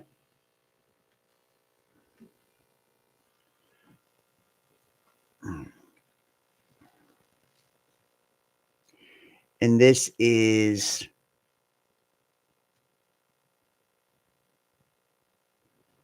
a little sample of the last president, 1900s Ingersoll Lockwood. Listen to this story, just a little bit of it. That was a terrible night for the great city of New York. The night of Tuesday, November the 3rd, 1896, the city staggered under the blow like a huge ocean liner which plunges full speed with terrific crash into a mighty iceberg and recoils shatter and trembling like an aspen. The people were gathered, light-hearted and confident at the evening meal. When the news burst upon them, it was like a thunderbolt out of an azure sky. Outgeld holds Illinois hard and fast in the Democratic line. The elects Bryan President of the United States. Strange to say, the people in the upper portion of the city made no movement to rush out of their houses and collect in the public squares. Although the night was clear and beautiful, they sat as if paralyzed with a nameless dread. When they conversed, it was with bated breath and throbbing hearts. In less than half an hour, mounted policemen dashed through the streets calling out, "Keep within your houses. Close your doors and barricade them. The entire east side is in a state of uproar. Mobs of vast size are organizing under the lead of anarchists and socialists and threaten to plunder and despoil the houses of the rich who have wronged and oppressed them for many years. Keep within doors, extinguish all lights." Happily, Governor Morton was in town, and although a deeper pallor overcame the ashen hue of age as he spoke, yet there was no tremor in his voice. Let the 7th, 22nd, and 71st regiments be ordered under arms.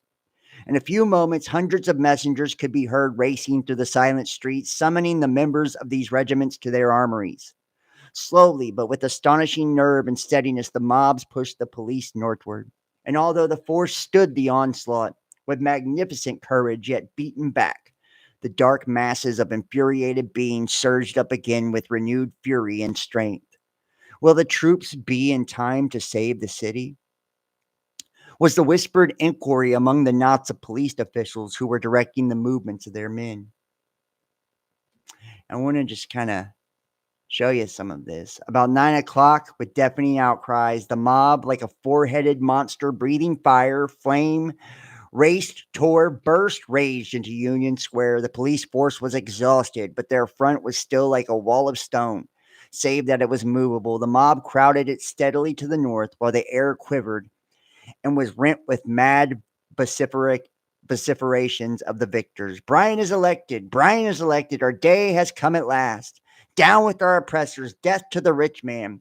Death to the gold bugs. Death to the capitalists. Give us back the money you have ground out of us. Give us back the marrow of our bones, which you have used to grease the wheels of your chariots. Now, this is just the beginning here. It's on 5th Avenue. Just to show you what this basically amounts to. It is the anarchists and the socialists in a war, and it's Don Trump that is actually at the head of this.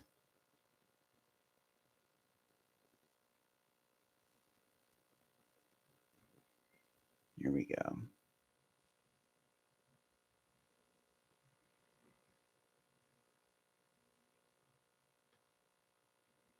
I can't, it's not giving me the whole thing.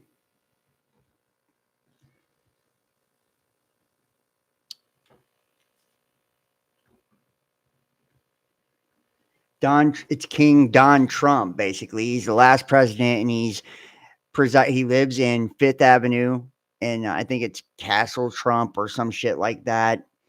And as you guys know, Fifth Avenue, Trump Tower, right? And he is the last president presiding over a war between the anarchists and the socialists. It's just very similar to what we see taking place now. And if you can't see the predictive programming in this, right here, could Donald Trump be the last president? This is where all this shit comes from, right? From the book 1900, The Last President. And there are sites that actually even talk about this as well.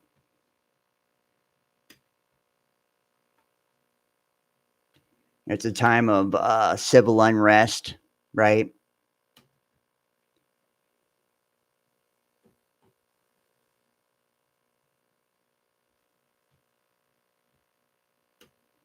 And then we also have Baron Trump's Marvelous Underground Journey, all of this shit, right? All by Ingersoll Lockwood. This is where the whole Trump being this is where the whole time traveler shit comes from, 200-year-old book right here. This is 3 days ago. 200-year-old books predicted Trump's return and the rise of his son, Barron. A pair of 19th century novels by an obscure American author sending the internet into a frenzy as they predicted Donald Trump's return to the White House and his youngest son, Barron Trump's rise. The two novels that fueled wild theories are Baron Trump's Marvelous Underground Journey, which was published in 1888, and The Last President, which was published in 1896. Trump serving as the 47th president of the United States. What has left the internet into a frenzy is a pair of 19th century novels. But now with Trump's return to the White House, stories from the book surfaced on social media and started to fuel a wild conspiracy theories that claim to predict political chaos, Trump's family ties, and even if he could be the last president, the novels Baron Trump's Marvelous Underground Journey and The Last President were written by Ingersoll Lockwood. They fuel conspiracy theories that Donald Trump may have been predicted as a pivotal figure in history. The theories say that two novels, which we just said, feature a character named Baron Trump who lives in Castle Trump, and I believe his dad's Don. The character's family has a German ancestry in the sequel, The Last President. A contentious election causes unrest in New York City with protests on Fifth Avenue. The fictional president appoints a cabinet member named Pence. And you remember Trump and Pence. The author describes Baron Trump as a curious, arrogant, and destined for greatness. The wild theories first started making waves on TikTok. One post now has millions of views, highlighted the eerie similarities between fiction and reality, which, you know what, honestly, this is way before TikTok. The two novels show theories, Baron Trump's Marvelous Underground Journey and The Last President, parallels to real life. They've been floating around, garnered over 5.9 million views. Comments ranging from "this can't be a coincidence" to "time travel is real." Others point out pop culture's uncanny knack for predicting the future, like The Simpsons. And these time travel rumors related to Trump gained attention during his presidency. Some theorists link these novels to Trump's late uncle, John G. Trump, renowned scientist who analyzed Nikola Tesla's papers. Tesla, famous for his groundbreaking inventions and theories on energy and time, has become a central figure in these conspiracies, while some speculating that Trump inherited knowledge of time travel through his uncle. So, I mean, you guys have probably heard all this stuff before. I just think it's fucking wild, and to me, it's like The Simpsons and books like this. It's not because they were predicting the future. It's because we are so powerful that we create it, by it being put into the collective unconscious. So, I've been going for quite a while tonight, so I think I'm going to wrap this one up. Yeah, it's getting late. Well, thank you. I appreciate that. I do want to ask everybody that's watching in the live chat, everybody who checks this out on the flip side, please, please, please give this a thumbs up, guys. Give me a thumbs up. It really does help with the algorithms and all of that. And consider donating, supporting to the channel. We're completely viewer powered, so that's how I'm able to continue creating. That's how I take care of me. And it's just greatly appreciated for everybody who financially supports. Big ups and big thanks to you guys. I'm very grateful for that.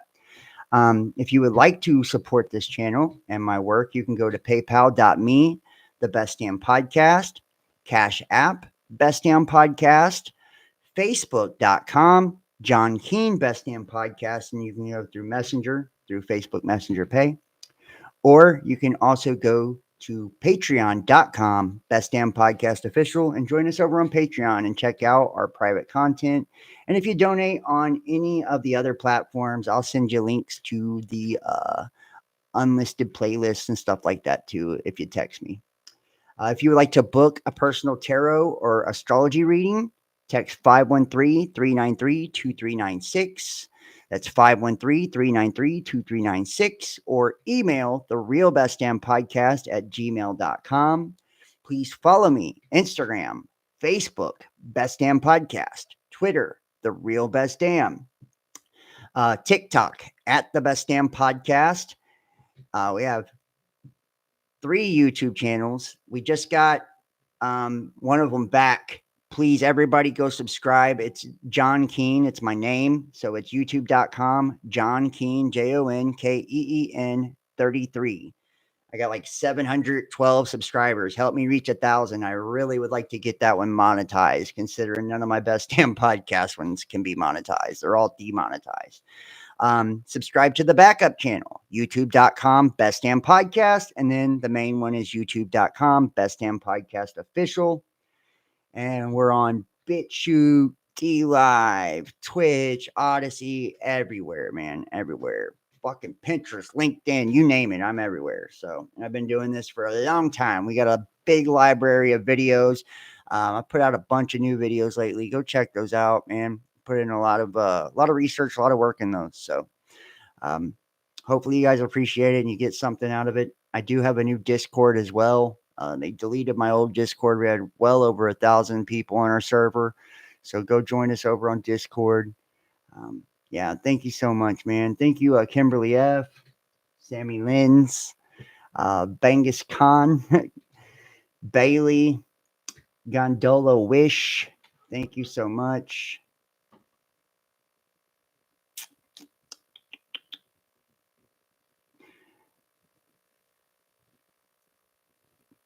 See some of the other people I've seen in here.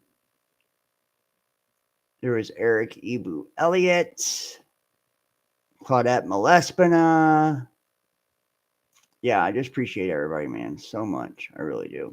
So I guess I'm going to leave it at that, guys.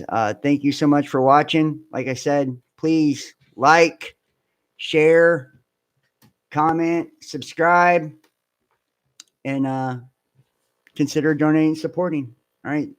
Thank you, guys. I love you. Oops. And y'all have an awesome, awesome weekend, and I'll see you next time. Peace.